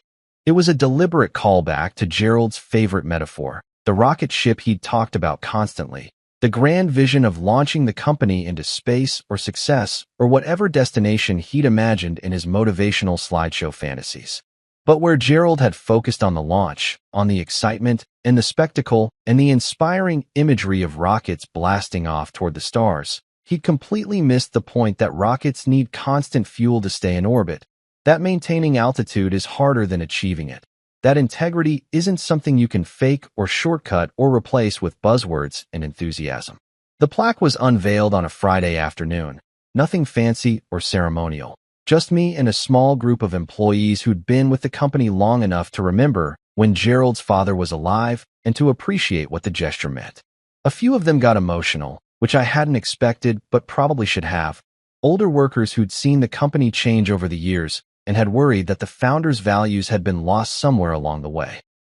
One guy, must have been in his 60s, came up to me after and shook my hand with both of his, looked me in the eye with the kind of intensity that suggested he was trying not to cry, and said, "Thank you for bringing us back." I didn't know what to say to that, so I just nodded and hoped it was enough. Then, after the small crowd dispersed and went back to their desks and their work and their regular Friday afternoon countdown to the weekend, I did something I hadn't done in years, something I'd been too busy or too stressed or too focused on survival to do. I went back to my office, closed the door, sat down at my desk, pulled out my old briefcase that I'd carried for 17 years through every meeting and every crisis and every small victory, and I brewed my tea. Not office kitchen tea, not the sad tea bags that taste like paper and regret, but my actual good tea, the Darjeeling silver leaf that I'd started bringing from home, because some things are too important to compromise on even in the middle of corporate warfare. The electric kettle I'd brought and sat on the credenza, completely out of place among the expensive office furniture and the serious business equipment. But I didn't care because this was my office now, and if I wanted to brew tea like a civilized human being instead of drinking the burned coffee that most executives seem to survive on, that was my prerogative as CEO. The water heated, the tea steeped, and I poured myself a cup in the same mug I'd been using for years, slightly chipped around the rim from that time I dropped it in the parking lot, but still functional, still mine, still a reminder that you don't need expensive things to have meaningful experiences. I sat there with my tea, the steam rising in delicate spirals, and whispered to the empty office, to Atlas somewhere in the digital infrastructure humming away in the server rooms, to myself, and to whatever part of Gerald's father's spirit might still be hanging around, making sure his company survived his son's best efforts to destroy it. Well, Atlas, we're back. It felt dramatic and probably a little silly, talking to an AI system like it was a person, like it could hear me or care about my philosophical musings. But after everything we'd been through together, after Atlas had executed the Covenant protocol perfectly and helped expose Gerald's fraud and basically save the company, it felt right to acknowledge the partnership even if I was the only conscious being in the conversation. The screens on my desk lit up in response, not because Atlas had somehow achieved sentience and was responding to my greeting, but because I'd scheduled a system diagnostic to run at this exact time, and it was displaying the results across my monitors. Data flowing perfectly, every system running at optimal efficiency, every department connected and communicating and functioning like a healthy organism instead of the diseased mess it had been a few weeks ago when Gerald's firing had triggered the lockdown. Green indicators everywhere I looked, confirmation that everything was working exactly as designed, that the crisis was over and we could finally focus on actually running a business instead of just surviving. Outside my window, the city glittered in the late afternoon sun, thousands of windows reflecting light, thousands of people in thousands of offices doing their own work and fighting their own battles, and probably never knowing or caring about the corporate drama that had consumed my life for the past few weeks. The buildings reached toward the sky like they were competing to see who could get closest to the clouds, cranes swinging across construction sites where tomorrow's skyscrapers were being built by people who showed up every day and did the actual work while executives took credit and made speeches. It was beautiful in that impersonal way that cities are beautiful, all that human ambition and effort and struggle compressed into steel and glass and concrete. All those individual stories invisible from up here on the 48th floor. Inside, in my office with my tea and my monitors displaying Atlas's perfect diagnostics, I smiled, not the sarcastic smile I'd been wearing for weeks while watching Gerald's empire crumble, not the satisfied smirk of successful revenge, but something quieter and more genuine, the kind of smile that comes from actually accomplishing something difficult and meaningful. The smile of someone who'd spent 17 years building something important, had watched it almost get destroyed by incompetence and greed, and had somehow managed to save it while also holding people accountable for their actions. They had called me an anchor, had dismissed me as the paranoid tech guy who worried too much and didn't understand the bigger picture, had treated me like I was holding them back from their rocket ship dreams of corporate glory and unlimited growth. But it turned out, and this was the part that still made me laugh when I thought about it too long, it turned out that I wasn't the anchor at all. Anchors hold things down, keep them stuck in one place, prevent movement and progress. What I actually was, what I'd always been even when nobody recognized it or appreciated it, was the engine, the thing that actually made everything work. The component that you can't see from the outside, but without which nothing else functions. Gerald had wanted a rocket ship, had loved the metaphor so much that he'd put it on posters and presentations, and probably would have painted it on the side of the building if the board had let him. But rocket ships are complicated machines, not inspirational concepts. They need engineers who understand physics and fuel consumption and orbital mechanics, not CEOs who give motivational speeches about reaching for the stars.